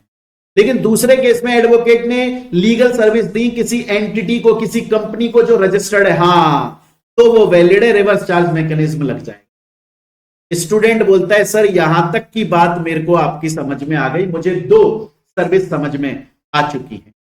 अब चलते हैं हम लोग हमारी थर्ड सर्विस के ऊपर, तीसरी सर्विस के ऊपर। वो बोलता है कि सर्विस सप्लाई की जा रही है किसी आर्बिट्रल ट्राइब्यूनल के थ्रू। अब आप एक चीज को समझने की कोशिश कीजिएगा, ये आर्बिट्रल ट्राइब्यूनल क्या होता है? आर्बिट्रेशन। आर्बिट्रेशन क्या होता है पहले ये समझ लो। देखो नॉर्मली मानकर चलो ये है एक, समझो सलमान खान, एक सलमान खान, क्या एक ही सलमान खान है? तो ये है सलमान खान और ये है करण जौहर। अब ये दोनों मूवी बनाने जा रहे हैं, इसमें सलमान खान तो एक्टिंग करेंगे और करण जौहर उसको प्रोड्यूस करेंगे और डायरेक्ट करेंगे और बाकी जो उनका काम है वो सब काम। अब इन दोनों के बीच में ना कॉन्ट्रैक्ट होगा, आपको पता है ये कॉन्ट्रैक्ट होता ही है, क्योंकि भैया उसमें सब कुछ लिखा होता है। इसको सलमान खान को डर रहता है, पता चला करण जौहर ने मेरे से एक्टिंग करा ली, पैसे नहीं दिए, तो कॉन्ट्रैक्ट के अंदर लिखा होगा ऐसे इतना टोटल अमाउंट है जो सलमान खान को पे किया जाएगा, कैसे कैसे कब कब पे किया जाएगा, कि 10% शूटिंग हो गई तो मिल जाएगा, फिर 2 गाने शूट हो गए तो बचा हुआ इतना पेमेंट मिल जाएगा, फिर जब 75% फिल्म शूट हो जाएगी तो इतना मिल जाएगा, और जब पूरी फिल्म शूट हो जाएगी तो इतना मिल जाएगा। और इस कॉन्ट्रैक्ट के अंदर ये भी लिखा होगा सलमान खान ऐसे ऐसे ऐसे ऐसे ऐसे ऐसे काम करेगा, अपने इतने दिन हमको देगा, यहां पर जाना पड़ेगा तो वहां जाएगा, सलमान खान मना नहीं करेगा। क्लियर ये चीज? अब ये कॉन्ट्रैक्ट बन गया। अब उन्होंने ना ये डिसाइड किया कि बोला देखो यार, इंडिया में वैसे ही रोज लड़ाई झगड़े हो रहे हैं और आए दिन आदमियों में, लोगों में लड़ाई झगड़े होते हैं और वो चले जाते हैं कोर्ट के पास में, अदालत के पास में, और कोर्ट के पास में केसेस की कमी नहीं है, इसीलिए इतना टाइम बाद में डिसीजन आता है, 5-5, 10-10, 20-20 साल लग जाते हैं। तो इन दोनों ने बोला कि हम एक काम करते हैं, हम ना इस कॉन्ट्रैक्ट में ये लिख लेते हैं कि कल को अगर हमारे बीच में कोई डिस्प्यूट हुआ ना, तो हम कोर्ट के पास में नहीं जाएंगे, बल्कि हम क्या करेंगे, हम जो ट्राइब्यूनल बने हुए हैं, जो ट्राइब्यूनल बने हुए हैं, लीगल ट्राइब्यूनल, उनके अंदर बहुत सारे लोग हैं जो आर्बिट्रेशन वाला काम करते हैं, हम उनको अपॉइंट कर लेंगे, है ना, हम उनको अपनी आपसी सहमति से अपॉइंट कर लेंगे और अपना केस उनके सामने रख देंगे, वो केस को सुनकर अपना जजमेंट देंगे और वो जजमेंट हम मान लेंगे। ये आर्बिट्रल होता है, वहां पर मध्यस्थता की जाती है कि वो जल्दी से केस को सॉल्व करवा देते। बहुत बार ऐसा भी होता है, सलमान खान बोलता है कि देखो हम ना 2 आर्बिट्रेटर रखेंगे, एक आर्बिट्रेटर मैं अपनी तरफ से और एक आर्बिट्रेटर तुम अपनी तरफ से, अगर दोनों एक ही पक्ष में अपना फाइनल डिसीजन देते हैं हाँ या ना तो ठीक है, अगर दोनों का टाई हो जाता है तो हम फिर कोई एक अंपायर ले आएंगे। ये लीगल वर्ड है अंपायर, लिखा हुआ लॉ में ही लिखा होता है कि अगर दोनों का टाई हो गया तो अंपायर लिया जाए। तो हम बात कर रहे हैं इस वाली सर्विस की, आर्बिट्रल ट्राइब्यूनल। कौन दे रहा है? आर्बिट्रल ट्राइब्यूनल दे रहा है सर्विस, लीगल सर्विस दे रहा है। किसको दे रहा है? किसी बिजनेस एंटिटी को। तो उस केस में टैक्स कौन पे करेगा? वो business entity, reverse charge mechanism, recipient पे करेगा। स्टूडेंट बोलता है सर आपकी बात मेरे को यहां तक पूरी तरीके से अच्छे से समझ में आ गई, अब चलते हैं आगे। 3 सर्विस पढ़ ली, जीटीए की सर्विस, एडवोकेट के through legal service, arbitral tribunal की सर्विस। देखो कितना इजी चैप्टर है, कितना मजेदार चैप्टर। नेक्स्ट क्लास के अंदर ये चैप्टर खत्म हो जाएगा, नेक्स्ट क्लास में चैप्टर भी खत्म हो जाएगा। इतना इजी चैप्टर है, छोटा सा चैप्टर है, मजेदार चैप्टर है, और हमने सभी चीजों के एग्जांपल्स अपनी बुक के अंदर लिखे हुए। नेक्स्ट आता है service provided by way of sponsorship to anybody, corporate और पार्टनरशिप फर्म। सर्विस प्रोवाइड की जा रही है, काय की सर्विस है? स्पॉन्सरशिप की सर्विस है। कौन दे रहा है? कोई भी दे रहा है, कोई भी एनी बॉडी, कॉर्पोरेट या पार्टनरशिप फर्म प्रोवाइड कर रहे हैं, उनको दी जा रही है सर्विस। सर्विस प्रोवाइडर कोई भी पर्सन हो सकता है, और सर्विस रेसिपिएंट कौन है? कोई बॉडी, कॉर्पोरेट। समझने की कोशिश कीजिएगा, थोड़ा सा ट्रिक है इसमें, एग्जाम्पल से समझोगे सब कुछ समझ में आएगा। बीसीसीआई एक सीरीज होल्ड कर रही है क्रिकेट की, रोड सेफ्टी वर्ल्ड सीरीज। जैसे बीसीसीआई आईपीएल करता है, वर्ल्ड कप करता है, T20 वर्ल्ड कप, ऐसे बीसीसीआई जो है ना वो रोड सेफ्टी वर्ल्ड सीरीज एक कंडक्ट करने जा रहा है। अनाउंस कर दिया बीसीसीआई ने कि हम इंडिया के अंदर, बाहर करेगा तो भैया फिर टैक्सेबल टेरिटरी रही नहीं ना, इंडिया के अंदर टैक्सेबल टेरिटरी में एक सीरीज होल्ड कर रहा है ये बीसीसीआई। अन अकेडमी को यह पता चला, तो अन अकेडमी बीसीसीआई के पास में गया और बीसीसीआई से रिक्वेस्ट करी कि सर आप ये जो road safety world series conduct कर रहे हो, इसमें खर्चा तो होगा, आप सचिन तेंदुलकर को, युवराज सिंह को, बड़े बड़े प्लेयर्स को बुलाओगे खेलने के लिए, उनको पैसा तो दोगे, तभी तो वो पैसा डोनेट होगा, टिकट विकेट बिकेंगी, इसमें उनको ड्रिंक्स का खर्चा होगा, इसमें मार्केटिंग का खर्च, वो सब ना हम स्पॉन्सर करना चाहते हैं आपके इस पूरी सीरीज को। बीसीसीआई को उनका प्रपोजल अच्छा लगा और बीसीसीआई ने बोला कि ठीक है आप स्पॉन्सर कर लो। अब बड़े ध्यान से सुनिएगा, अब आ रही है ट्रिक, अब ट्रिक आ रही है, बड़े ध्यान से सुनिएगा, है ना, कंफ्यूज नहीं होना है। सर्विस क्या है? ये ट्रांजैक्शन की बात कर रहे हैं, हम इस वाले ट्रांजैक्शन की बात कर रहे हैं, ये जो अन अकेडमी और बीसीसीआई के बीच में। इसमें टाइप ऑफ सर्विस क्या है? तो टाइप ऑफ सर्विस है स्पॉन्सरशिप की सर्विस। कौन प्रोवाइड कर रहा है? सप्लायर कौन है? अब मैं आपको बोल सकता हूं, जितने बच्चे जवाब दे रहे हैं वो गलत बोल रहे हैं। सप्लायर बीसीसीआई है क्या सर? हाँ, बीसीसीआई ने अलाउ किया ना, बीसीसीआई ने अलाउ किया ना कि ठीक है हम तुम सर्विस क्या नाम है वो स्पॉन्सर कर दो। तो ये कौन दे रहा है? ये प्रोवाइड कौन कर रहा है? बीसीसीआई कर रहा है। और रेसिपिएंट कौन है इसका? रेसिपिएंट है अन अकेडमी। रेसिपिएंट कौन है? रेसिपिएंट है अन अकेडमी। आ रही है मेरी बात समझ में? रेसिपिएंट कौन है प्यारे बच्चों? रेसिपिएंट है अन अकेडमी। स्पॉन्सरशिप के केस में जो पैसा लगा रहा है, जिसकी जेब से पैसा जा रहा है, वो रेसिपिएंट होता है। स्पॉन्सरशिप सर्विस के केस में जिसकी जेब से पैसा जा रहा है वो रेसिपिएंट होता है। इसलिए रेसिपिएंट अनअकैडमी है। अब हमारे पास में तीनों केस हो गए। अब हम देखते हैं कि इस पर कौन टैक्स पे करेगा। बड़े ध्यान से देखिएगा, बड़े ध्यान से देखिएगा। लॉ क्या बोल रहा है? सप्लायर कौन होगा सर्विस का? Any person.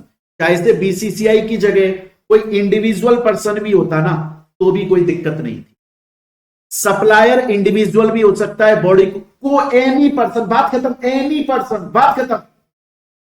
पर रेसिपिएंट कौन होगा? बॉडी कॉर्पोरेट या पार्टनरशिप फर्म, जो कहां लोकेटेड हो? टैक्सेबल टेरिटरी, इंडिया के अंदर लोकेटेड। तो देखो कंक्लूजन, सप्लायर तो बीसीसीआई है, रेसिपिएंट अनअकैडमी बॉडी कॉर्पोरेट है, टाइप ऑफ सर्विस स्पॉन्सरशिप की है, कहां प्रोवाइड हो रही है? टैक्सेबल टेरिटरी में। जीएसटी कौन देगा? Recipient Unacademy. लेकिन अगर मैं सिचुएशन अलग कर दूं, मैं बोलूं कि बीसीसीआई जो है वो road safety world series hold कर रहा है और राजू श्रीवास्तव बीसीसीआई के पास में जाकर पहुंचे और बोले कि साहब मैं इसको स्पॉन्सर करना चाहता हूं, तो यहां पर रेसिपिएंट कौन है? सप्लायर तो बीसीसीआई है, सर्विस स्पॉन्सरशिप की है, पर रेसिपिएंट कौन है? Individual person. क्या ये रेसिपिएंट के ऊपर जीएसटी लगेगा? क्या ये रिवर्स चार्ज मैकेनिज्म के अंदर फिट बैठता है? नहीं, क्योंकि रेसिपिएंट बॉडी कॉर्पोरेट होना चाहिए जो कि टैक्सेबल टेरिटरी के अंदर हो, तो यहां रिवर्स चार्ज मैकेनिज्म नहीं लगेगा।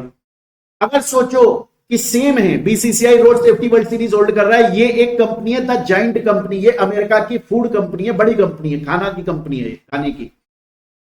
ये बीसीसीआई के पास में आकर बोली कि मैं स्पॉन्सर करूंगी, तो अब आप देखो सप्लायर कौन है? बीसीसीआई, रेसिपिएंट कौन है? Giant company. क्या बॉडी कॉर्पोरेट है? क्या टैक्सेबल टेरिटरी के अंदर है? नहीं, अमेरिका के अंदर है। तो रिवर्स चार्ज मैकेनिज्म नहीं लगेगा। जरूरी क्या है?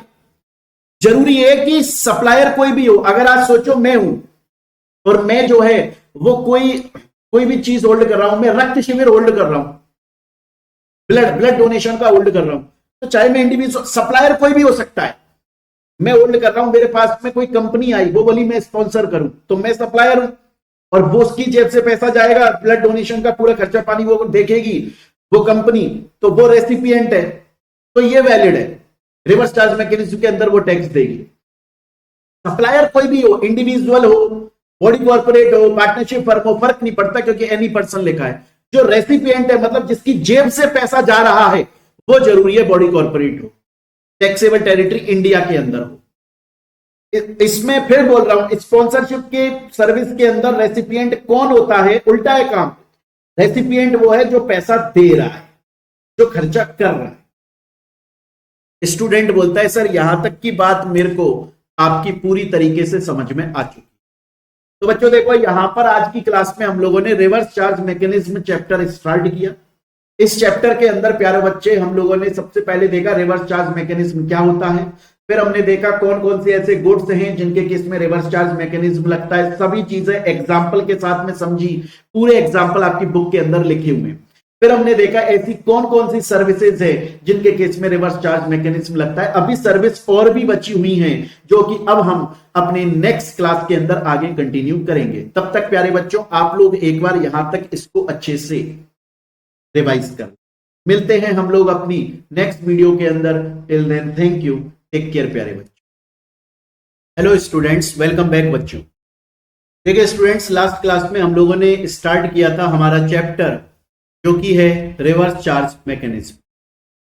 बच्चों हम लोगों ने लास्ट क्लास में ये पढ़ लिया था कि रिवर्स चार्ज मैकेनिज्म क्या होता है, वो कौन कौन से नोटिफाइड गुड्स हैं जिनके अंदर रिवर्स चार्ज मैकेनिज्म के बेसिस पर जीएसटी पे करना होता है, और लास्ट क्लास में हमने ये भी शुरू कर दिया था कि वो कौन कौन सी सर्विसेज हैं जिनके बेसिस पर रिवर्स चार्ज मैकेनिज्म के बेसिस पर जीएसटी पे करना होता है। हमने उनमें से कुछ सर्विस पढ़ ली थी, अब हम आगे कंटिन्यू करते हैं। नेक्स्ट सर्विस आती है service supplied by central government, state government या यूनियन टेरिटरी गवर्नमेंट या कोई लोकल अथॉरिटी।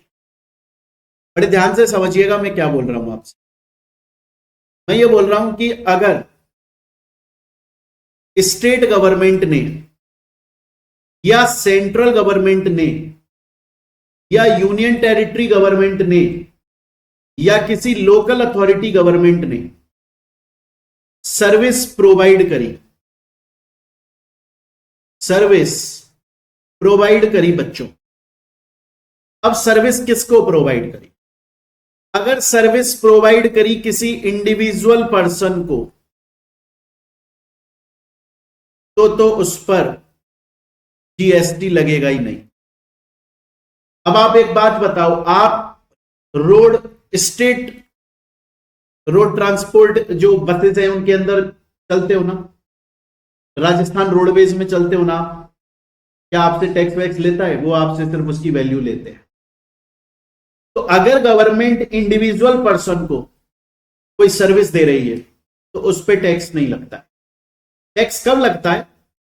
टैक्स सिर्फ तब लगता है जब गवर्नमेंट किसी बिजनेस एंटिटी जो कि रजिस्टर्ड है, कोई बिजनेस एंटिटी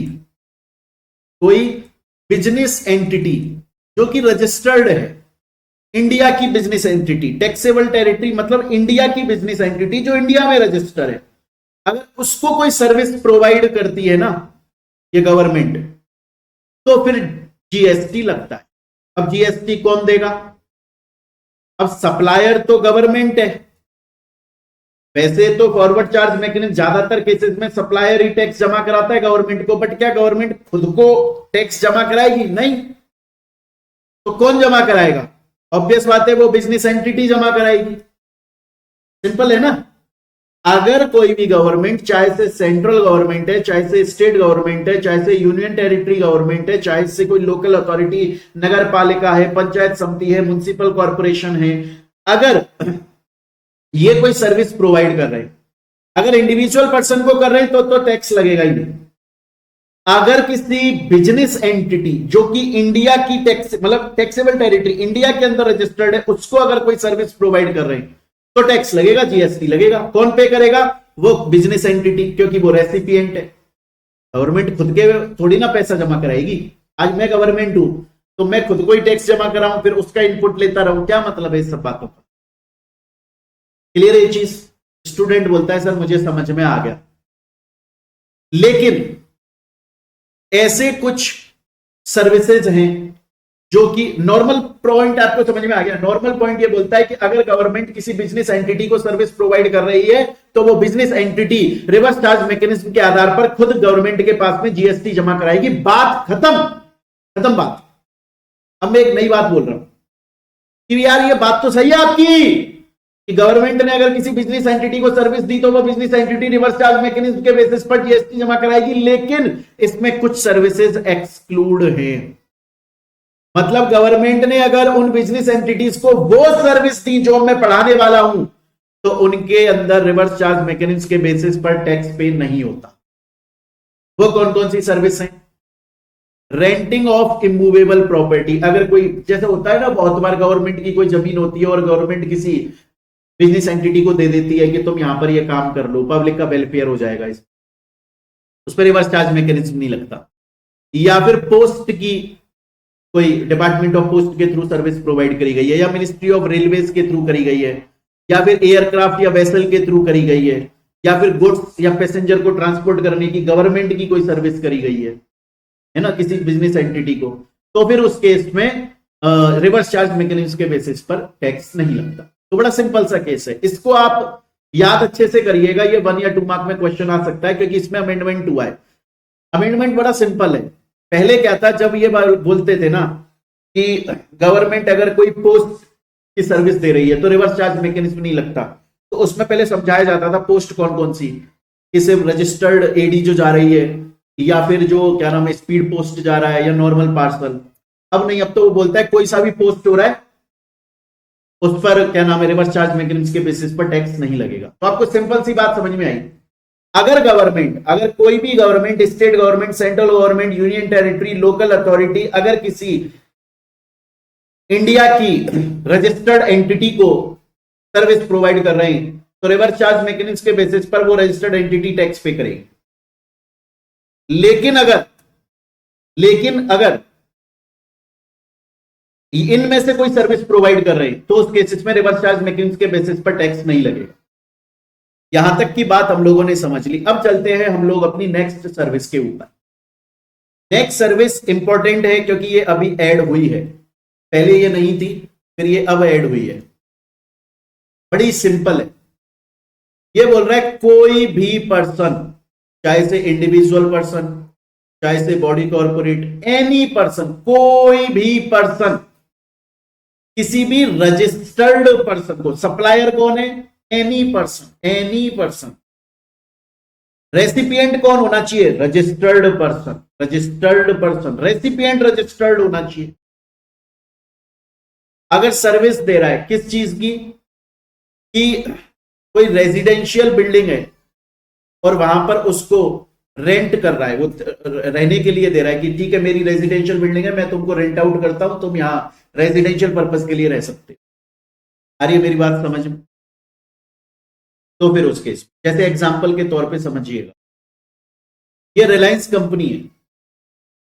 अब रिलायंस कंपनी जो है वो ये चाहती है, रिलायंस कंपनी ये चाहती है कि देखो यार उसके बहुत सारे एम्प्लॉइज हैं। अब मान लो रिमोट एरिया में है रिलायंस कंपनी है बिहार के अंदर कहीं पे है ना, रिलायंस कंपनी बिहार के अंदर कहीं पर है। तो अब वहां पर उसके एम्प्लॉइज हैं, अब उनका रहने का कोई ठिकाना है नहीं। तो रिलायंस कंपनी ने क्या किया, रिलायंस कंपनी ने, ये बापोद्रा जी हैं, ये बापोद्रा जी काम करते हैं, रेंट पे देते हैं अपनी रहने की जगह बापोद्रा चाल में। तो रिलायंस ने इनसे बोला कि आप हमें एक बिल्डिंग दे दीजिए, वहां पर हमारे एम्प्लॉइज आकर रह लिया करेंगे। क्लियर है ये चीज? तो सर्विस प्रोवाइडर कौन है? एनी पर्सन, जरूरी नहीं है रजिस्टर्ड हो या बॉडी कॉर्पोरेट हो, कोई भी पर्सन। पर रेसिपिएंट कौन है? रेसिपिएंट है रिलायंस, क्योंकि ये बिल किसके नाम पे बनाएंगे? रिलायंस के नाम पे, उन एम्प्लॉइज के नाम पे नहीं बनाएंगे। एम्प्लॉइज तो आ रहे जा रहे, आ रहे जा रहे, कोई छोड़ गया उसकी जगह पे कोई और आने लग जाएगा। बिल बनेगा रजिस्टर्ड पर्सन के नाम पे। तो टैक्स कौन जमा कराएगा? रजिस्टर्ड पर्सन, मतलब रेसिपिएंट जमा कराएगा, रिवर्स चार्ज मैकेनिज्म। स्टूडेंट बोलता है हाँ सर इजी है, मुझे समझ में आ गया यहां तक। आगे चलते हैं। नेक्स्ट बोल रहा है कि ये नेक्स्ट वाला जो है वो मैं डायरेक्टली आपको एग्जांपल से समझाता हूं। देखिए ये है धोनी, ये है धोनी, और धोनी के पास में ना बहुत सारी जमीन पड़ी हुई है। एमएस धोनी के पास में बहुत सारी जमीन पड़ी हुई है, लैंड पड़ी हुई है, या कोई बिल्डिंग पड़ी हुई है। अब उन्होंने बोला कि देखो यार ये ना मेरे पास में ये एक जमीन पड़ी हुई है, तुम कॉन्ट्रैक्ट, तुम बिल्डर हो, बिल्डर सचिन टिचकुले बिल्डर, हम इन्हें प्रमोटर भी बोल सकते हैं। ये सचिन टिचकुले कौन है? बिल्डर है, जिसको हम प्रमोटर भी बोल सकते हैं। धोनी ने बोला कि यार देखो ये जमीन मेरे पास में पड़ी हुई है, मैं तुमको अधिकार देता हूं कि तुम इस पर डेवलपमेंट कर लो, कोई फ्लैट्स बना लो, इस पे फ्लैट्स, बिल्डिंग बना दो लंबी चौड़ी, इस पे ना 50, 55, 60 फ्लैट बना दो और उसको बेच लो और पैसा कमा लो। तो धोनी क्या कर रहा है? धोनी ना सर्विस प्रोवाइड कर रहा है। किसको दे रहा है? प्रमोटर को, बिल्डर को। किस चीज की सर्विस दे रहा है? क्या दे रहा है वो सर्विस के अंदर? वो डेवलपमेंट राइट्स ट्रांसफर कर रहा है। वो बोल रहा है मेरी ये जमीन या बिल्डिंग के ऊपर आप डेवलपमेंट कर लो, कंस्ट्रक्शन कर लो, डेवलपमेंट कर लो, कंस्ट्रक्शन कर लो। ये उस बात का अधिकार दे रहा है और उसका कुछ पैसा लेगा। ये ऑब्वियस बात है, धोनी कुछ तो पैसा लेगा। तो अब इस केस में टैक्स कौन पे करेगा? जीएसटी कौन पे करेगा? ये प्रमोटर, ये बिल्डर सचिन टिचकुले, अक्षय कुमार, रेसिपिएंट। और देखो यही बात यहां पर लिखी हुई है। ठीक है बच्चों, आई बात यहां तक समझ में? देखो ये लिखा हुआ है, देखो लिखा हुआ है, ये रहा, services supplied by any person, any person. अब धोनी है यहां पर, धोनी इंडिविजुअल पर्सन है, अगर और अनरजिस्टर्ड हो सकता है, अनरजिस्टर्ड ही होगा, इंडिविजुअल ऑब्वियस बात है। अगर बॉडी कॉर्पोरेट होते, रजिस्टर्ड होते तो भी कोई फर्क नहीं पड़ता। बोला एनी पर्सन, वो राइट दे रहा है। किस चीज के राइट है? डेवलपमेंट राइट, मतलब फ्लोर स्पेस इंडेक्स, कि भैया बना लो, फ्लोर बना लो, इस पे डेवलप कर लो। तो किसको दे रहा है? किसी प्रमोटर को, बिल्डर को। तो कौन उस पर जीएसटी भरेगा? ये प्रमोटर, ये बिल्डर। क्लियर है ये चीज यहां तक? आगे चलते नेक्स्ट जो है वो भी इसी तरीके से है, बस उसमें ये बोल रहा है कोई पर्सन है, एनी पर्सन, जिसकी खुद की कोई बिल्डिंग है और वो लॉन्ग टाइम के लिए लीज पर दे रहा है, मतलब जैसे 30 साल या उससे ज्यादा के लिए लीज पर दे रहा है किसी प्रमोटर को, बिल्डर को, किसी बंदे को। और बोल रहा है कि तुम इस पे डेवलपमेंट कर लेना, और जो वो बंदा है, प्रमोटर है, बिल्डर है, वो इस बात की सलामी दे रहा है, हमने पढ़ा था आपको ध्यान हो तो, इसको आप सलामी बोल दो, प्रीमियम बोल दो, कॉस्ट बोल दो, कुछ भी, डेवलपमेंट चार्ज बोल दो, वो दे रहा है, तो इस पे जीएसटी कौन देगा? यही देगा। इस पहले वाले पॉइंट की तरह है, बस फर्क क्या है, मेन फर्क कितना है, उस वाले में तो हमने बोला कि सीधा डेवलपमेंट राइट दे रहा है, कोई टाइम स्पेसिफाई नहीं करा। यहां पर बोला है कि 30 साल या उससे ज्यादा के लिए लॉन्ग टर्म के लिए लीज पर दे रहा है और डेवलपमेंट का राइट दे रहा है। इस बात का कुछ अलग से सलामी ले रहा है, पैसा ले रहा है, पैसा लिया जाता है। ये मैं आप लोगों को चैप्टर में समझा चुका हूं, याद हो तो, विजय राज वाला, श्रद्धा कपूर वाला एग्जाम्पल समझाया था मैंने आप। तो फिर उस केस में जो टैक्स होगा वो प्रमोटर पे करे, सेम बात। नेक्स्ट सर्विस के ऊपर चलते हैं। नेक्स्ट सर्विस बहुत ही इंपॉर्टेंट है, बहुत ही ध्यान से समझिएगा, और अपनी बुक आपके पास में है, उसमें कुछ चीजें मैं हाईलाइट करवाऊंगा, वो हाईलाइट कर लीजिए। अपने अपनी लैंग्वेज में थोड़ा बहुत लिखना भी पड़ेगा, बड़े ध्यान से समझ। क्या बोल रहा है? ये बोल रहा है कि कोई डायरेक्टर है। कौन है? डायरेक्टर। अब डायरेक्टर किसका होगा? तो डायरेक्टर होगा किसी कंपनी का, बॉडी कॉर्पोरेट का। अब वो डायरेक्टर सर्विस प्रोवाइड कर रहा है। वो डायरेक्टर क्या कर रहा है? सर्विस प्रोवाइड कर रहा है। किसको? तो जिस कंपनी का डायरेक्टर है, उस कंपनी को, उस बॉडी कॉर्पोरेट को, और किसको? क्लियर है ये चीज? तो सप्लायर कौन है? तो डायरेक्टर। और रेसिपिएंट कौन है सर्विसेज का? सर वो कंपनी। तो फिर इस केस में जो पैसा देगा ये कंपनी, उसके ऊपर जो भी टैक्स जीएसटी लग रहा है, वो ये खुद रिवर्स चार्ज मैकेनिज्म पे कंपनी या बॉडी कॉर्पोरेट पे करेगी। पहला बात तो सिंपल सी ये बोल रहा है कि अगर कोई भी सर्विस सप्लाई करी गई, कोई भी सर्विस नहीं, सॉरी, कोई भी सर्विस नहीं, कोई भी सर्विस नहीं, ऐसे नहीं, अभी पढ़ेंगे कौन कौन सी सर्विस। आप इतना ध्यान रखो कि किसी कंपनी का या बॉडी कॉर्पोरेट का कोई डायरेक्टर है और वो उस कंपनी या बॉडी कॉर्पोरेट को सर्विस प्रोवाइड कर रहा है। तो सप्लायर है डायरेक्टर और रेसिपिएंट है वो कंपनी या बॉडी कॉर्पोरेट। तो उस केसेस में उस कंपनी या बॉडी कॉर्पोरेट को जीएसटी पे करना पड़ेगा रिवर्स चार्ज मैकेनिज्म के बेसिस पर। स्टूडेंट बोला समझ गया, पर सर अब एक प्रॉब्लम आ गई। मैंने कहा बताओ। बोला सर 2 केस आ गए। मैंने कहा बताओ कौन से 2 केस आ गए? बोला सर केस नंबर 1, कंपनी ने उस डायरेक्टर को सेक्शन 192, कंपनी ने उस डायरेक्टर को सेक्शन 192 ऑफ इनकम टैक्स के अंदर रजिस्टर करा है।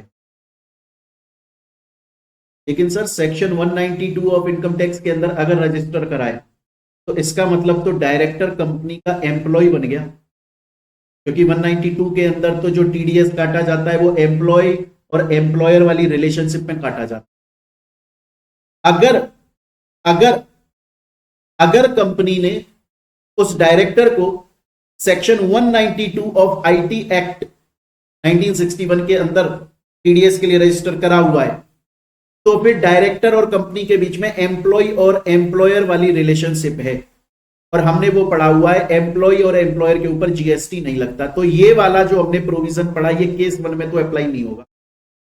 तो सर ये अप्लाई एक्चुअली में होगा कब? केस 2। ये एक्चुअली में अप्लाई होगा कब? केस 2।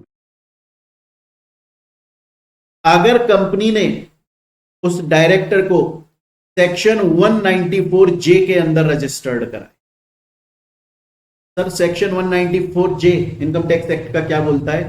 प्रोफेशनल सर्विसेज के लिए, प्रोफेशनल टेक्निकल सर्विसेज के लिए। तो वो डायरेक्टर वाली अपनी प्रोफेशनल सर्विस दे रहा है, और उस केस में ये रिवर्स चार्ज मैकेनिज्म लगेगा। स्टूडेंट बोलता है सर मस्त समझ में आ गया।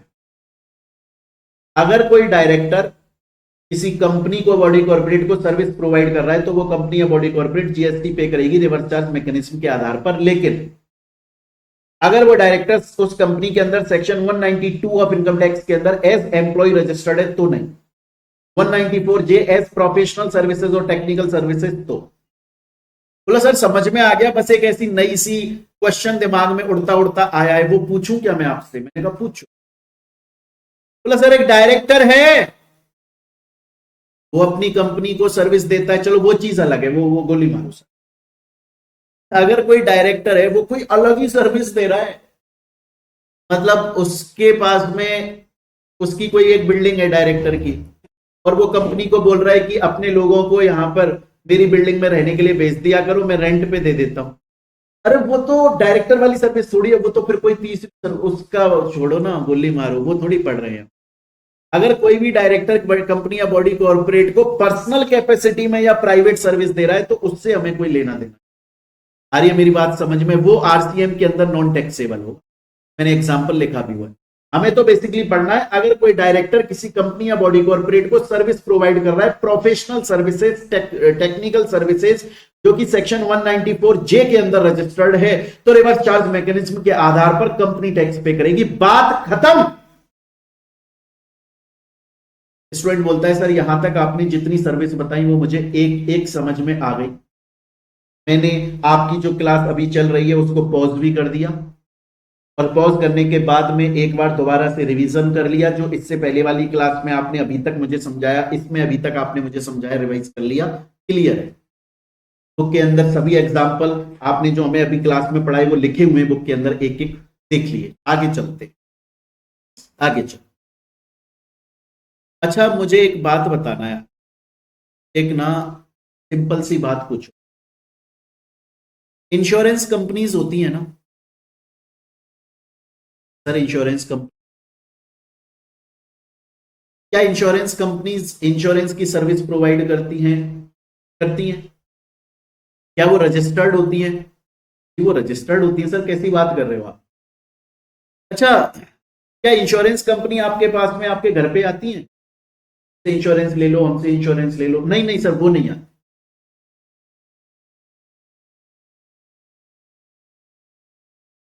कौन आता है सर? एजेंट आता है, इंश्योरेंस एजेंट आता है, इंश्योरेंस एजेंट आता है सर हमारे पास। वो बोलता है कि इंश्योरेंस ले लो, इंश्योरेंस ले लो। वो कौन होता है? वो तो सर इंडिविजुअल पर्सन ही होता है ज्यादातर, अनरजिस्टर्ड होता है क्या? हाँ अनरजिस्टर्ड होता है ज्यादातर। तो क्या मैं ऐसा बोलूं कि इंश्योरेंस एजेंट सर्विस प्रोवाइड कर रहा है किसको? इंश्योरेंस कंपनी को। किस चीज की? कि मैं लोगों के पास में जाके इंश्योरेंस बेच दूंगा। हाँ सर बिल्कुल बात सही है, इंश्योरेंस एजेंट सर्विस दे रहा है इंश्योरेंस कंपनीज को। रेसिपिएंट कौन है सर? Insurance company. सप्लायर कौन है? Insurance agent. जीएसटी किसको पे करना चाहिए सर? इंश्योरेंस कंपनी रजिस्टर्ड है, रिवर्स चार्ज मैकेनिज्म इसी को देना है। Services supplied by insurance agent to person carrying on insurance business, मतलब इंश्योरेंस बिजनेस जो कैरी कर रहे हैं कंपनीज, उनको इंश्योरेंस एजेंट सर्विस दे रहा है। सप्लायर इंश्योरेंस एजेंट है, लेने वाला वो इंश्योरेंस कंपनी है जो रजिस्टर्ड है, टैक्सेबल टेरिटरी इंडिया के अंदर रजिस्टर्ड है। कौन जीएसटी पे करेगा? रेसिपिएंट, वो कंपनी। आगे के पॉइंट इसी तरीके के हैं। ऐसे ही जैसे मैंने आपको इंश्योरेंस का केस बताया, ऐसे ही बैंक के केस देखे आपने, बैंक या फिर एनबीएफसी के केस पढ़ा है आपने? बहुत बार ऐसा होता है बैंक जो है वो लोन दे देते हैं या एनबीएफसी लोन दे देती हैं, और बाद में उनका लोन रिकवर नहीं हो रहा होता है, पैसा वापस नहीं आ रहा होता है, तो वो बैंक जो है वो अपने रिकवरी एजेंट भेजते, बैंक या एनबीएफसी अपने रिकवरी एजेंट भेजते। क्या भेजते हैं? रिकवरी एजेंट भेजते हैं। किसके पास में भेजते हैं? वो अपने रिकवरी एजेंट भेजते हैं उस बोरोवर डिफॉल्टर के पास। तो क्या हम ये बोलें कि ये रिकवरी एजेंट सर्विस प्रोवाइड कर रहे हैं बैंक्स या एनबीएफसीज को लोन रिकवर कराने की? हाँ सर, रिकवरी एजेंट सर्विस ही तो दे रहा है। किसको दे रहा है? बैंक या एनबीएफसी को दे रहा है लोन रिकवर कराने की। तो सप्लायर कौन है? Recovery agent. रेसिपिएंट कौन है? वो बैंक या non banking financial companies. Registered कौन है? ये बैंक या नॉन बैंकिंग फाइनेंशियल कंपनीज। तो इस ट्रांजैक्शन इसमें जीएसटी कौन पे करेगा? बैंक या नॉन बैंकिंग फाइनेंशियल कंपनीज। आ रही है मेरी बात यहां तक समझ में? अब चलते हैं आगे, नेक्स्ट। अच्छा, ऐसा हुआ एक बार की बात है, ध्यान से सुनिएगा। अरिजीत सिंह को जानते हो आप? अरिजीत सिंह? तो सर हम जानते हैं अरिजीत सिंह को। अरिजीत सिंह ने एक गाना गाया, अब कौन सा गाना गाया यार? गाना और फेमस सा गाना बताओ ना अरिजीत सिंह का। तुम ही हो गा दिया, तुम ही हो। वो कौन सी पिक्चर आई थी, आशिकी टू, आशिकी टू आई थी ना, आदित्य रॉय कपूर और श्रद्धा कपूर की, उसका तुम ही हो गाना गा दिया। अब ये मत बोलना कि सर तुम ही हो गाना किसी और ने गाया था। अब मान लो ना यार अरिजीत ने गाया था यार, ठीक है ना, गाना गा दिया उसने, पिक्चर के अंदर नहीं गाया, अभी तक पिक्चर के अंदर नहीं गया है। अरिजीत सिंह ने खुद ने एक गाना लिखा तुम ही हो नाम का, और वो खुद का उसका गाना है, उसके ऊपर उसने कॉपीराइट लिया हुआ है। अब महेश भट्ट एक मूवी बना रहे हैं आशिकी टू, उनको ये गाना अपनी मूवी के अंदर लेना है, तो वो महेश भट्ट अरिजीत सिंह के पास में गए और बोले यार ये गाना जो है ना वो मुझे अपनी मूवी के अंदर लेना है, तो तुम मुझे राइट दे दो, अधिकार दे दो कि मैं मूवी में इसे डाल दूं। अरिजीत सिंह ने बोला ठीक है मैं दे देता हूं, पर भैया पैसा लगेगा, फ्री में तो कहां काम हो रहा है। तो सर्विस कौन प्रोवाइड कर रहा है, अरिजीत सिंह। क्या सर्विस प्रोवाइड कर रहा है, अधिकार दे रहा है कि मेरे गाने को यूज कर दो अपनी मूवी में। रेसिपिएंट कौन है, कंपनी, महेश भट्ट की कंपनी होगी ना, कोई भट्ट कंपनी, XYZ कोई तो कंपनी होगी ना, नाम नहीं पता मुझे उसका, तो वो कंपनी ले रही है ना जो आशिकी टू को प्रोड्यूस कर रही है। तो अब जीएसटी कौन पे करेगा, वो रेसिपिएंट। आ रही है मेरी बात समझ में, ये लिखा क्लियर है। ऐसा म्यूजिक में भी होता है, म्यूजिक कंपोजर भी होता है, फोटोग्राफ्स भी होती हैं, आर्टिस्ट है वो अपनी कोई बहुत अच्छी पेंटिंग है वो यूज करने को दे रहा है, तो वो सामने वाला जो रेसिपिएंट है वो टैक्स पे करेगा। स्टूडेंट बोलता है यहां तक की बात समझ में आ गई। सर क्या ऐसा बुक के केस में भी होता है, लिटरेचर के केस में भी होता है।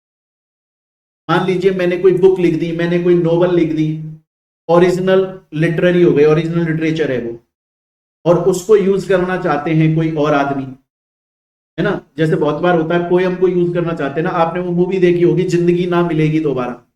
अब जिंदगी ना मिलेगी दोबारा के अंदर सपोज करो मैंने ना पहले से अपनी एक पोयम लिखी हुई थी, एक बुक लिखी हुई थी, उसमें पोयम थी।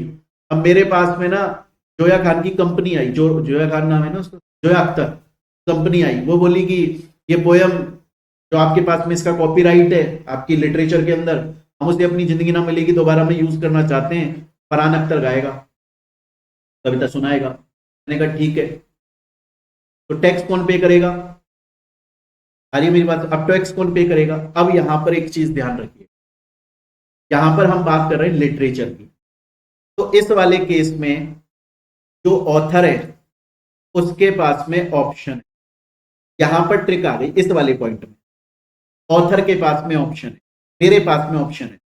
अगर मैं खुद को रिवर्स चार्ज मैकेनिज्म के अंदर रजिस्टर करा के, मतलब reverse charge mechanism option choose करना चाहूं, तो टैक्स पे करेगी जोया अख्तर की कंपनी, या फिर अगर मैं चाहूं तो मैं फॉरवर्ड चार्ज मैकेनिज्म का ऑप्शन भी रख सकता हूं और खुद ही टैक्स पे कर।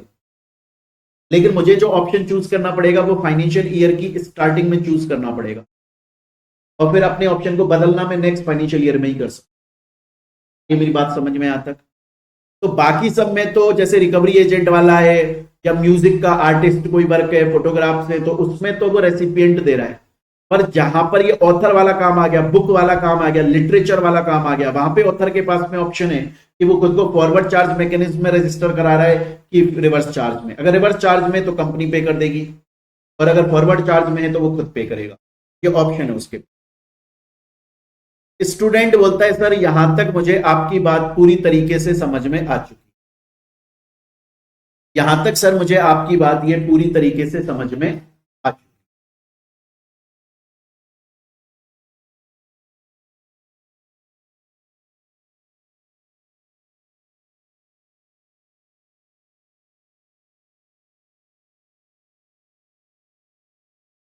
अब चलते हैं सर आगे, अब बड़े ध्यान से देखिएगा। अब ये बोल रहा है कि सर्विस प्रोवाइड की जा रही है, किसके द्वारा फिर प्रोवाइड की जा रही है, किसी ऐसे पर्सन के द्वारा जो कि नॉन टैक्सेबल टेरिटरी के अंदर लोकेटेड है, मतलब इंडिया से बाहर लोकेटेड। किसको दे रहा है सर्विस, ऐसे किसी पर्सन को जो कि किसी भी पर्सन को दे रहा है, बट वो नॉन टैक्सेबल ऑनलाइन रेसिपिएंट नहीं होना चाहिए। आप समझो मैं क्या बोल रहा हूं, सर्विस प्रोवाइड हो रही है, सर्विस प्रोवाइड हो रही है। सर्विस दे कौन रहा है? सप्लायर कौन है? सप्लायर है एनी पर्सन, कोई भी पर्सन जो कि लोकेटेड है नॉन टैक्सेबल टेरिटरी, जैसे जैसे नेटफ्लिक्स,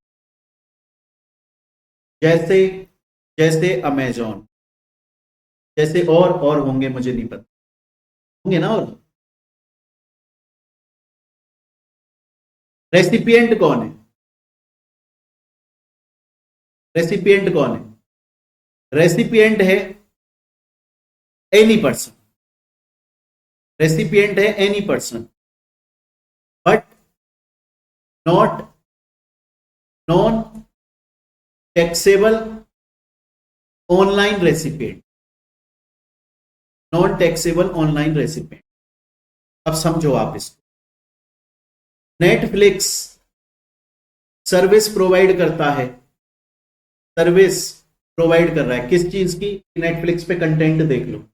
अब उस सर्विस को कौन ले रहा है? पहला पॉइंट, मोहित बंसल सर। तो क्या सर इस पे जीएसटी रिवर्स चार्ज नहीं लगेगा? क्यों नहीं लगेगा? क्योंकि मैं नॉन टैक्सेबल ऑनलाइन रेसिपिएंट हूं।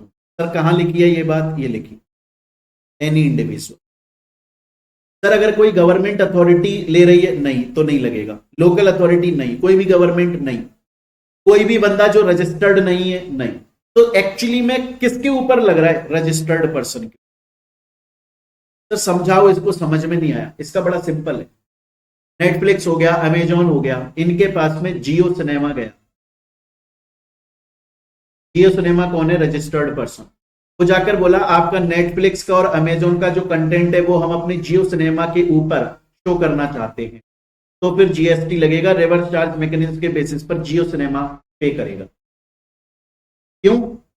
क्योंकि ये नॉन टैक्सेबल ऑनलाइन रेसिपिएंट नहीं है। ये लिखा हुआ है।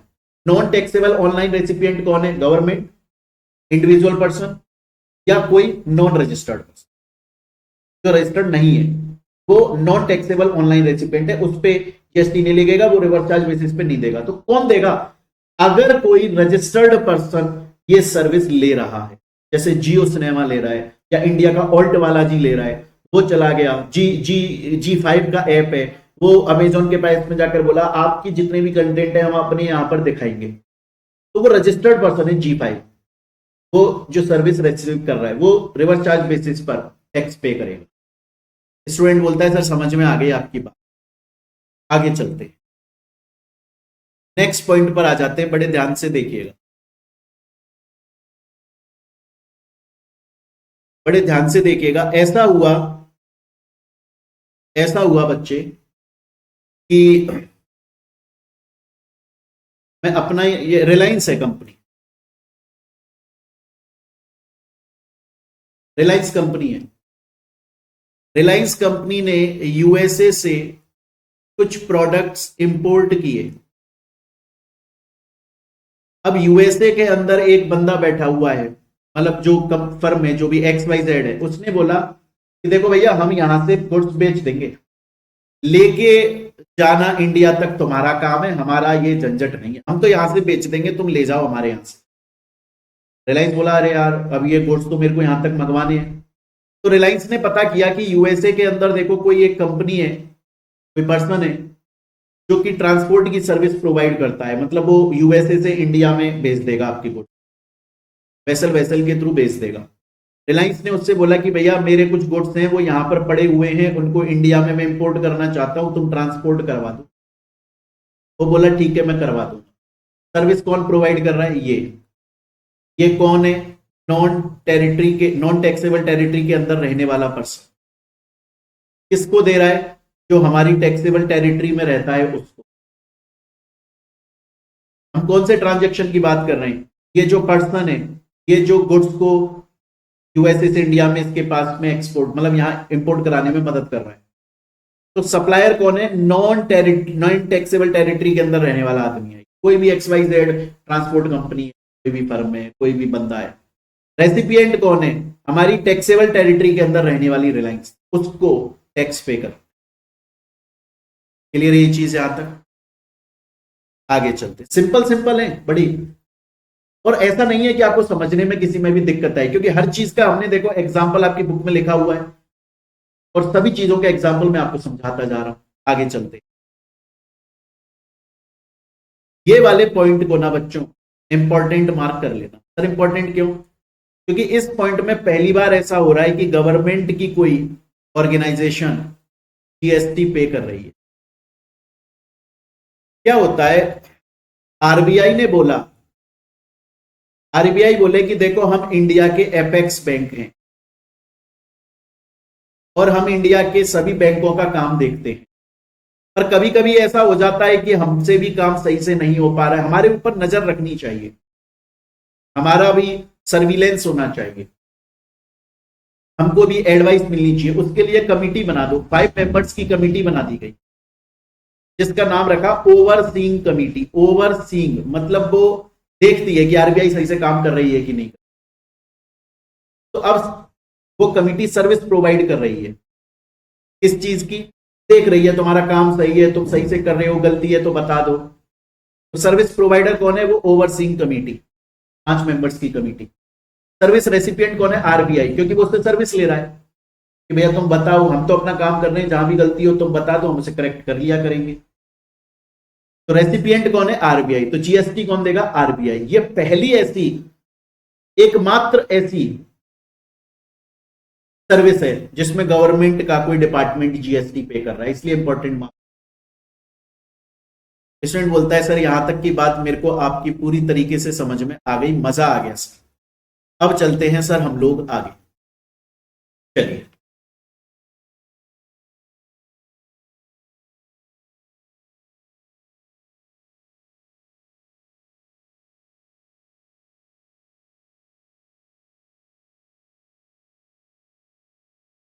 चलिए,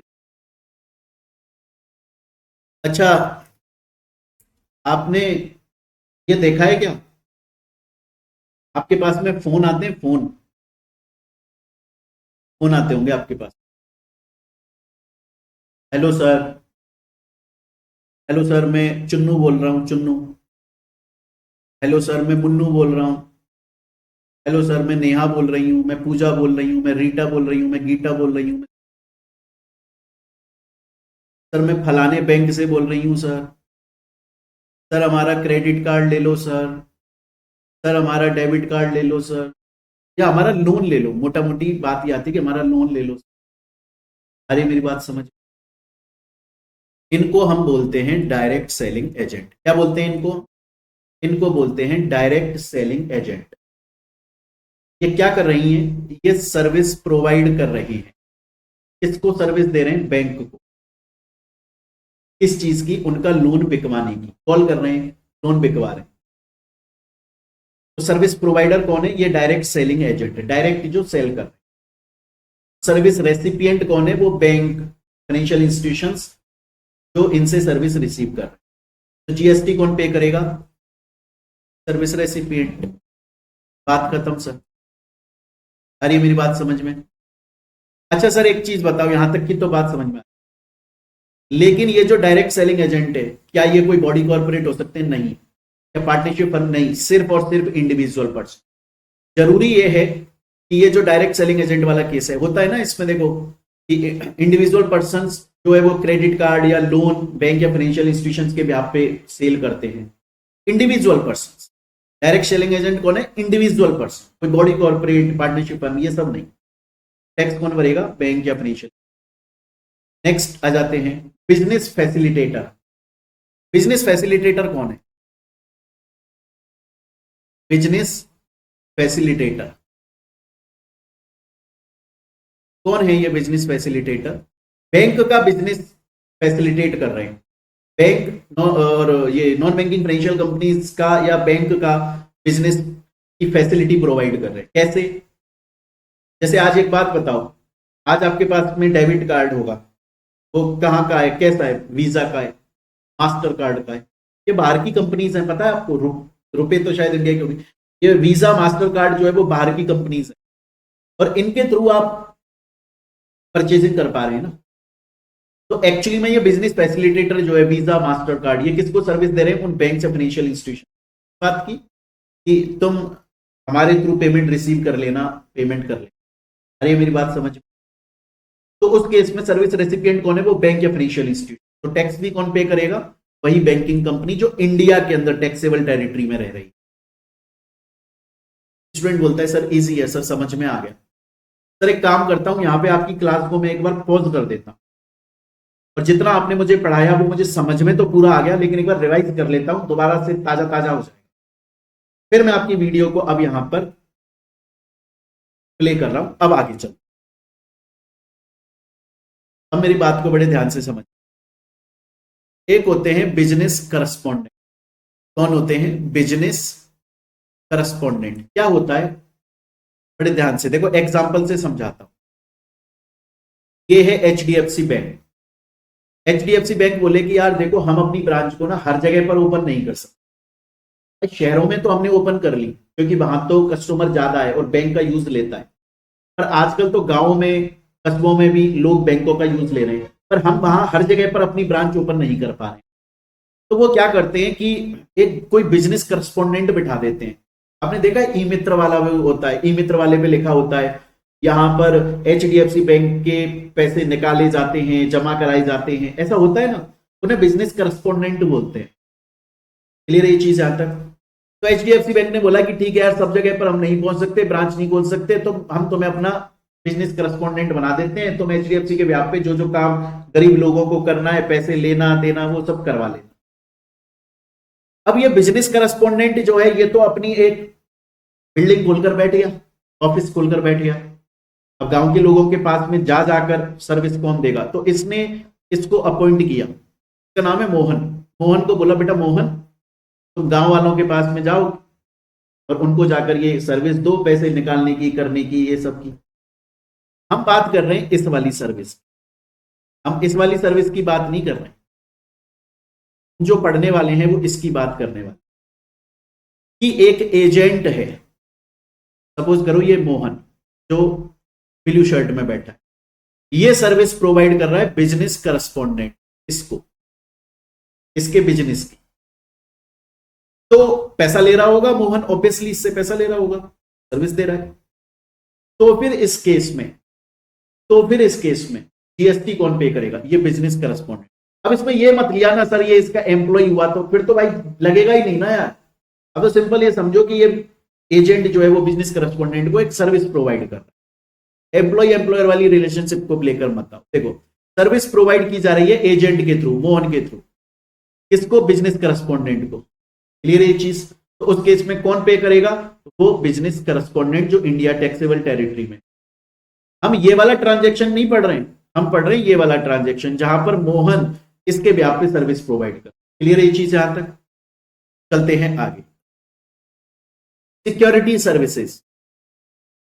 अब आप देखो, बहुत बार ऐसा होता है ना, जैसे आज कोई भी बंदा गार्ड बन जाता है, कहीं वॉचमैन बन जाता है, तो वो सर्विस प्रोवाइड कर रहा है ना।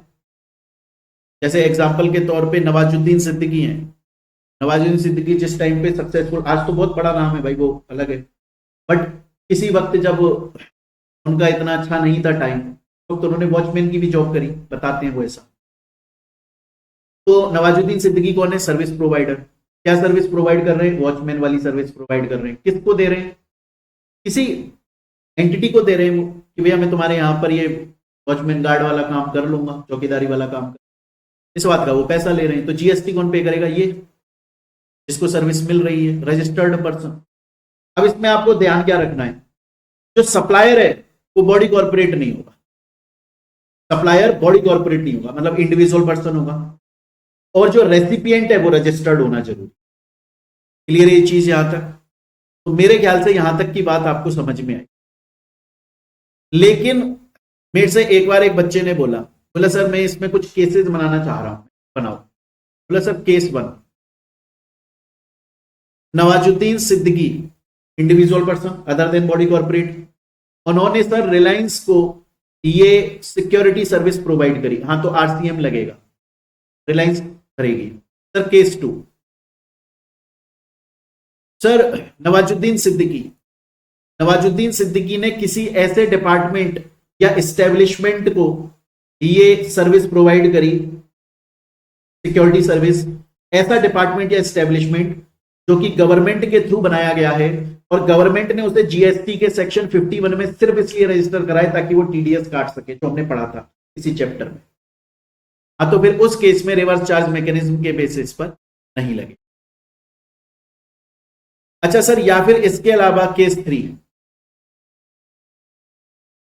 नवाजुद्दीन सिद्दीकी किसी रेस्टोरेंट को, जरूरी नहीं है रेस्टोरेंट, मैं सिर्फ एग्जांपल के लिए समझा रहा हूं, बार को, पब को, क्लब को सर्विस प्रोवाइड कर रहे हैं चौकीदारी की, लेकिन ये जिसको प्रोवाइड की जा रही है ना वो कंपोजिशन स्कीम में रजिस्टर्ड है। ये कंपोजिशन स्कीम क्या होता है, इसके बाद का नेक्स्ट चैप्टर कंपोजिशन स्कीम बताऊंगा। आप इतना समझ लो, जो भी सप्लायर होता है ना उसके पास में ऑप्शन होता है कि वो जीएसटी के अंदर जब रजिस्ट्रेशन ले तो वो एक रेगुलर रजिस्ट्रेशन ले और एक कंपोजिशन का। कंपोजिशन के अंदर क्या होता है कि कम रूल्स रेगुलेशन फॉलो करने पड़ते हैं उसे जीएसटी के। दूसरा, कंपोजिशन स्कीम के अंदर जो आदमी रजिस्टर्ड है ना वो हमेशा खुद ही टैक्स पे करता है, पहले से ही तय है कि वो खुद ही जीएसटी पे करेगा, तो उसे रिवर्स चार्ज मैकेनिज्म में क्यों फॉलो कर रहे हो, वो तो ऑलरेडी खुद ही करता है ना। आप कभी किसी रेस्टोरेंट में चले जाओ और वो रेस्टोरेंट अगर कंपोजिशन स्कीम के अंदर रजिस्टर्ड है तो वो आपसे जीएसटी नहीं ले सकता। इवन वो अपनी इनवॉइस के अंदर ये लिख भी नहीं सकता जीएसटी का अमाउंट। अगर वो लिखता है तो आप उसके ऊपर केस फाइल कर दो, गलत है वो, जीएसटी में कंप्लेंट कर दो।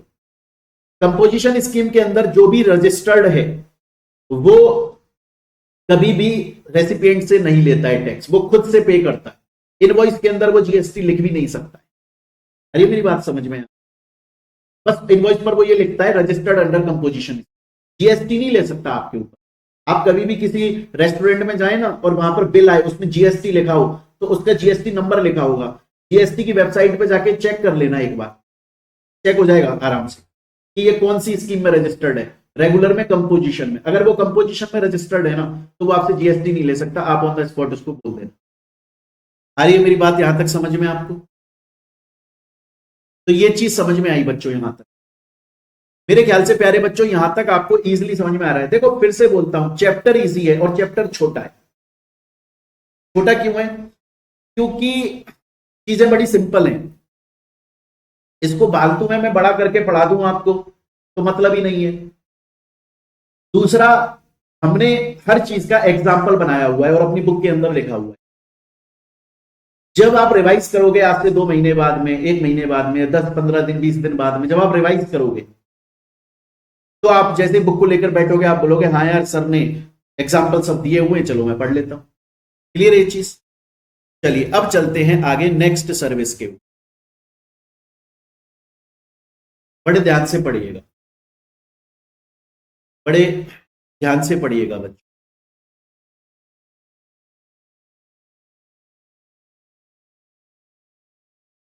ये है मिस्टर नुन्नू। कौन है? ये है मिस्टर नुन्नू। मिस्टर नुन्नू जो है वो ट्रांसपोर्ट की सर्विस प्रोवाइड करते हैं। आपको बस चाहिए, आपको कार चाहिए, आपको ट्रक चाहिए, आपको मोटरसाइकिल चाहिए, आपको स्कूटी चाहिए, आपको साइकिल, ये दे देंगे, रेंट पे दे देंगे। ले जाओ रेंट पे, यूज करो, पैसा दो, वापस दो। मिस्टर नुन्नू के पास में टाटा कंपनी गई। टाटा कंपनी बोली कि देखो यार, हमारा जो टाटा का प्लांट है ना, गुड़गांव के अंदर प्लांट है हमारा, या आप ऐसा लगाओ, टाटा कंपनी बोली कि यार देखो केरला के अंदर ना हमारा टी का प्लांट है, आप केरला जाओगे ना और चाय के बागान मिलेंगे आपको, टाटा के बहुत सारे मिलेंगे। टाटा बड़ा ध्यान रखता है अपने, बहुत। मैं गया था जब केरला घूमने, टाटा के बहुत सारे बड़े बड़े प्लांट देखे हमने।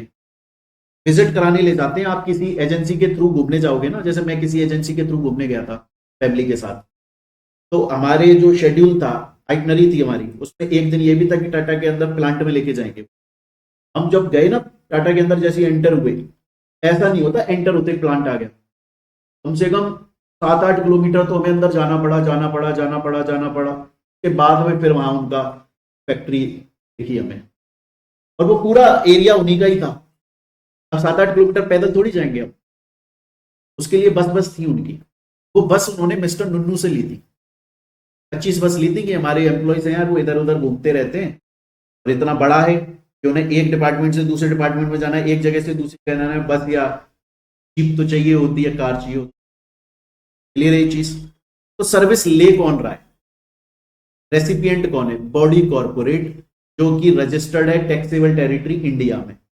और सर्विस दे कौन रहा है? Other than body corporate, other than body corporate.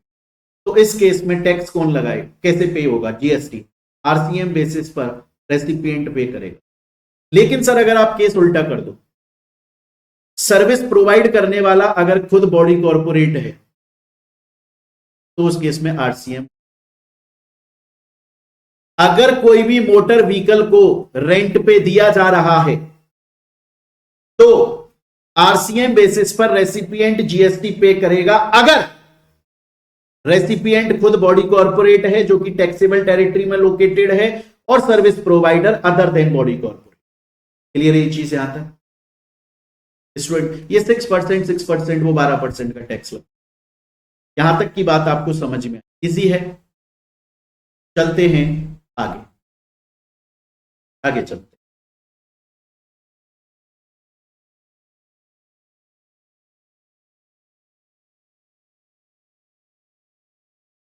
मैं फिर से बोल रहा हूं बच्चों, क्लास को पॉज कर लो, जो पढ़ा है यहां तक उसे रिवाइज कर लो। मुझे पता है आपको समझ में आ गया है, क्योंकि एक तो ये बहुत इजी है, हमने हर चीज को बहुत सिंपल वे में समझ लिया, अच्छे से समझ लिया, और आप इंटेलिजेंट, मानता हूं मैं भी इंटेलिजेंट हूं, आप भी मानना, इसलिए आपको ये समझ में आ गया। पर एक बार रिवाइज कर लो, मजा आएगा। अब चलते हैं हम हमारी नेक्स्ट सर्विस के ऊपर। नेक्स्ट सर्विस को समझाने के लिए मैं आप लोगों को एक एग्जांपल, एक कहानी सुनाऊंगा। मजेदार कहानी है। देखिए ये है मुन्नी दीदी। कौन है ये मुन्नी दीदी है। ध्यान है आपको? मुन्नी बदनाम हुई, डार्लिंग तेरे लिए, वो वाली मुन्नी दीदी है। इन मुन्नी दीदी के पास में 2100 शेयर्स, 2100 शेयर हैं इन्फोसिस कंपनी के, 2100 शेयर पड़े हो। अब ये मुन्नी दीदी बोली, यार ये 2100 शेयर मेरे पास में पड़े हुए हैं, 2100 शेयर्स मेरे पास में पड़े हुए हैं इन्फोसिस कंपनी के, लंबे टाइम के। बहुत सारे ऐसे लोग होते हैं, पता है आपको? देखो बहुत सारे लोग सिक्योरिटीज में ट्रेडिंग करते हैं, शेयर्स डिवेंचर्स परचेज करते हैं, खरीदते बेचते हैं। बहुत सारे ऐसे लोग होते हैं जो डेली खरीदते हैं, डेली बेचते हैं। बहुत सारे ऐसे लोग होते हैं जो खरीदते हैं और थोड़े टाइम बाद जल्दी से बेच देते हैं। बहुत सारे ऐसे लोग होते हैं जो खरीद लेते हैं और उनको आइडली पटक देते हैं और बोलते हैं फिर अब बाद में देखेंगे यार। मुन्नी दीदी ने 2100 शेयर इन्फोसिस कंपनी के अपने पास में खरीदे हुए पहले से थे, उनके पास आइडल पड़े हुए थे, बेचने का भी था नहीं उनका मूड। तो उन्होंने अपने एक रजिस्टर्ड ब्रोकर, इंटरमीडियरी, रजिस्टर्ड, जो स्टॉक एक्सचेंज के अंदर रजिस्टर्ड इंटरमीडियरी है, अपने ब्रोकर के पास में वो 2100 शेयर पटक रखे थे और बोला यार अगर कोई ऐसा इंसान हो जिसको ये शेयर उधार पर लेने हो। आप बोलोगे सर शेयर उधार पर मिलते हैं? मिलते हैं, समझाऊंगा। मुन्नी दीदी ने इन्फोसिस के 2100 शेयर खरीदे हुए थे और अपने रजिस्टर्ड इंटरमीडियरी ब्रोकर के पास में रखे हुए थे। बोले इन शेयर्स को रखो अपने पास में, बाद में कभी बेच देंगे। लेकिन अब ये आइडल पड़े हुए हैं, कमाई तो करके दे नहीं रहे अभी, उस टाइम तक जब तक नहीं बेच रहे हैं हम इनको। अगर कोई बंदा आए जो ये बोले कि यार मुझे इन्फोसिस के शेयर उधार पर लेने हैं, तो उसको दे देना, उससे पैसा कमा लेंगे। क्लियर है ये चीज? सर कोई उधार पर क्यों लेगा? ये है छेदी सिंह, ये है छेदी सिंह। ध्यान है आपको? सलमान खान ने इनको बोला था हम तुम में इतना छेद करेंगे कि कंफ्यूज हो जाओगे। तो छेदी सिंह है। छेदी सिंह को पता लगा, छेदी सिंह को पता लगा, उनको ये पता लगा कि यार इन्फोसिस कंपनी के, उनको क्या पता लगा? देखो छेदी सिंह को ना ये पता लगा यार ये जो इन्फोसिस कंपनी है ना, इसके शेयर की प्राइस अभी है 950 रुपए, और ये प्राइस अब गिरने वाली है, ये प्राइस अब गिरने वाली है। तो छेदी सिंह बोला कि यार मैं शॉर्ट सेल कर देता हूं, मतलब शेयर की प्राइस गिरेगी मैं तो भी फायदे में रहूंगा, तो भी ऐसा होता है पता है? तो शेयर की प्राइस गिर रही है तो भी पैसा कमा जाता, शॉर्ट सेल कर देता हूं। तो इसने बोला कैसे करें? तो छेदी सिंह बोला कि अभी मेरे पास में मान लो इन्फोसिस के शेयर्स हैं, मैं उनको बेच देता हूं। एक्चुअली में है नहीं इसके पास में शेयर, छेदी सिंह के पास में इन्फोसिस के शेयर्स है नहीं, बस इसके पास में खबर है कि इन्फोसिस की शेयर प्राइस 950 रुपए है। ये बोल रहा है कि अभी इनकी प्राइस गिरने वाली है, तो मैं इनके शेयर्स को अभी तो बेच देता हूं और फिर जब प्राइस गिर जाएगी तब मैं खरीद लूंगा। बोले सर इसके पास में शेयर्स है ही नहीं। हाँ है नहीं, अभी इसके पास में शेयर्स है नहीं, अभी इसके पास में शेयर्स है नहीं, फिर भी ये शॉर्ट सेल कर सकता है। जब इसको लग रहा है प्राइस गिरने वाली है तो ये बेच देगा, ऑर्डर प्लेस कर देगा, ट्रांजैक्शन पर दिखा देगा और बाद में कम प्राइस पे खरीद लेगा। अरे मेरी बात समझ, बीच में इसका कुछ प्रॉफिट मिल जाएगा। जैसे आज सपोज करो इसने 100 शेयर बेच दिए, तो इसके अकाउंट में 9,500 रुपए आ गए और इसने 400 रुपए के बेसिस पर 100 शेयर खरीद लिए, तो 4,000 रुपए कट गए, तो इसे 5,500 रुपए का बेनिफिट हो गया। ऐसा हो तो अब छेदी सिंह बोला यार मेरे को शेयर्स, अगर मुझे ऑर्डर प्लेस करना है तो शेयर्स तो चाहिए होंगे ना थोड़े बहुत।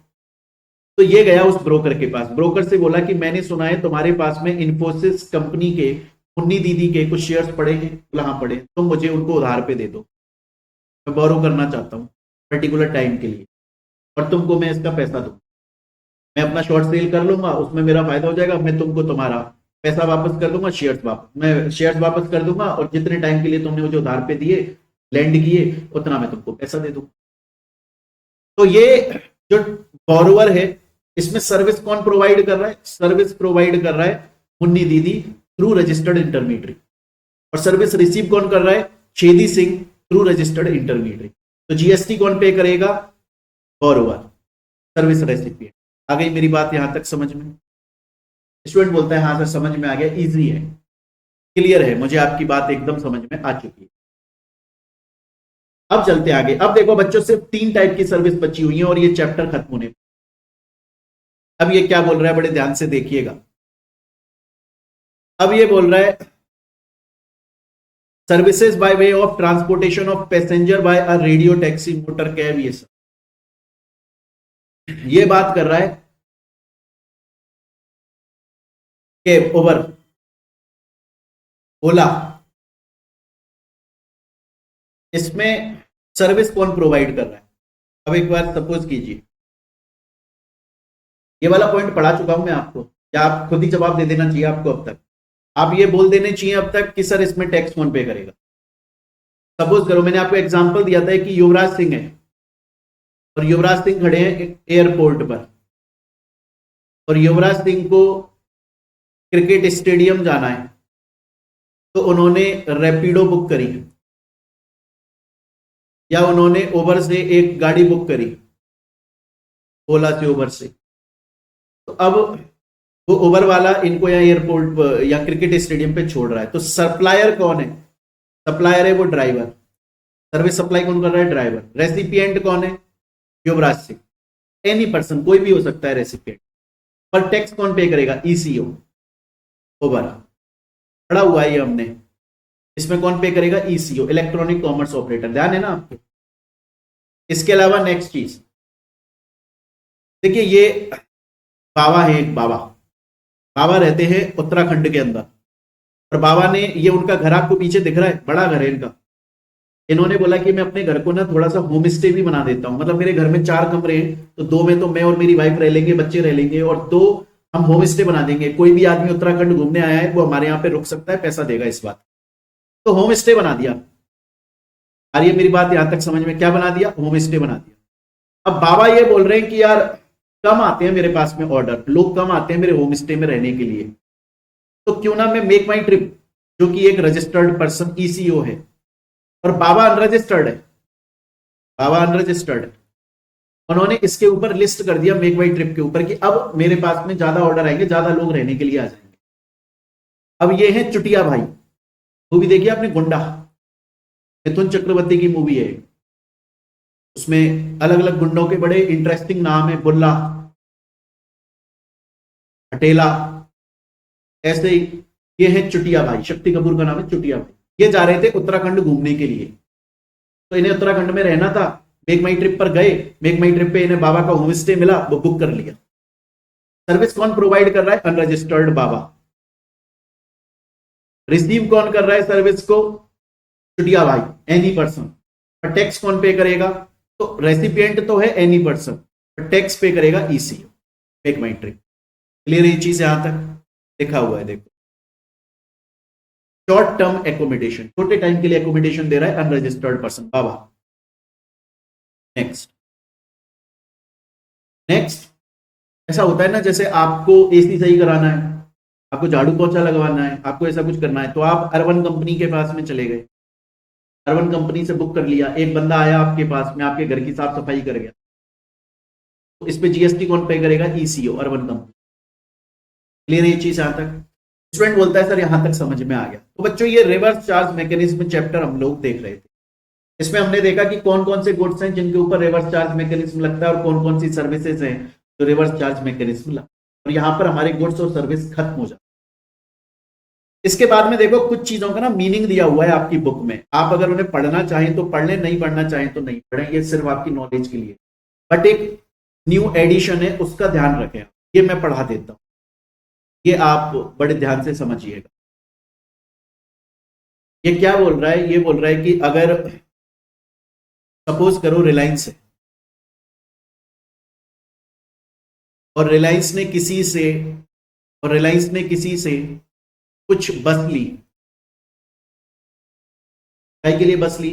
भैया मैं एक पर्टिकुलर टाइम के लिए बस ले रहे हैं और हमारे एम्प्लॉयज जो हैं वो इससे रोज आया जाया करेंगे। तो प्रोवाइडर कौन है? जो बसेस प्रोवाइड कर रहा है। रेसिपिएंट कौन है? रिलायंस। तो कौन टैक्स पे करेगा? आरसीएम के बेसिस पर रिलायंस पे।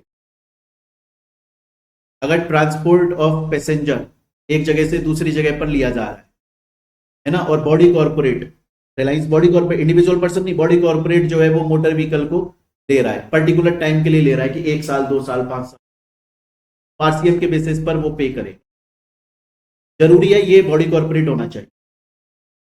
सपोज करो रिलायंस जो है वो कहीं पिकनिक पर जा रहे हैं एक दिन, एक स्पेसिफिक जर्नी, और किसी से उन्होंने लिया कि भैया तुम अपनी बस भेज दो, हम ये पिकनिक पर जा रहे हैं, फिर एक ही दिन की तो बात है, वापस आ जाए। इस केस में कौन जीएसटी पे करेगा? रिवर्स चार्ज मैकेनिज्म नहीं होगा, फॉरवर्ड चार्ज हो, रिवर्स चार्ज नहीं। तो आपको बड़ा सिंपल सा ध्यान रखना है, अगर कोई बॉडी कॉर्पोरेट रेंट पे ले रहा है मोटर व्हीकल को स्पेसिफिक पीरियड ऑफ टाइम के लिए, जिसमें उसके एम्प्लॉइज जाया करेंगे, स्पेसिफिक पीरियड ऑफ टाइम है, तो रिवर्स चार्ज मैकेनिज्म लगेगा, खुद वो बॉडी कॉर्पोरेट रेसिपिएंट पे करेगा। पर अगर कोई स्पेसिफिक जर्नी या घूमने के लिए, टूर वूर के लिए जा रहे हैं, तो उस केस में फॉरवर्ड चार्ज मैकेनिज्म लगेगा, रिवर्स चार्ज मैकेनिज्म नहीं लगेगा। मेरे ख्याल से यहां तक की बात मेरे प्यारे बच्चों आप लोगों को पूरी तरीके से समझ आ चुकी है, और यहां पर आपका ये चैप्टर रिवर्स चार्ज मैकेनिज्म खत्म होता है। हम लोगों ने एक एक चीज स्टडी मटेरियल में जो दी है वो सब कुछ पढ़ा, एक एक एंट्री हम लोगों ने पढ़ी, एक एक चीज का एग्जाम्पल हम लोगों ने देखा। तो मेरे ख्याल से यहां तक ये क्लियर है। मैं फिर से बोल रहा हूं, reverse charge mechanism question exam में डायरेक्टली आना बहुत कम चांसेस होते हैं, आना नहीं है, मैं ये नहीं बोल रहा हूं आएगा ही नहीं, बाई चांस 1 या 2 मार्क में आ जाए, पर चांसेस ये है कि रिवर्स चार्ज मैकेनिज्म का जो क्वेश्चन है वो जो बड़े क्वेश्चन होते हैं उनके साथ में आता है, और कॉन्सेप्ट क्लियर है तो आप उसको कर ले जाते। क्लियर है ये चीज? तो यहां पर हमारा ये चैप्टर एंड होता है प्यारे बच्चों। मिलते हैं हम लोग अपने नए चैप्टर के अंदर। Till then thank you, take care प्यारे बच्चों।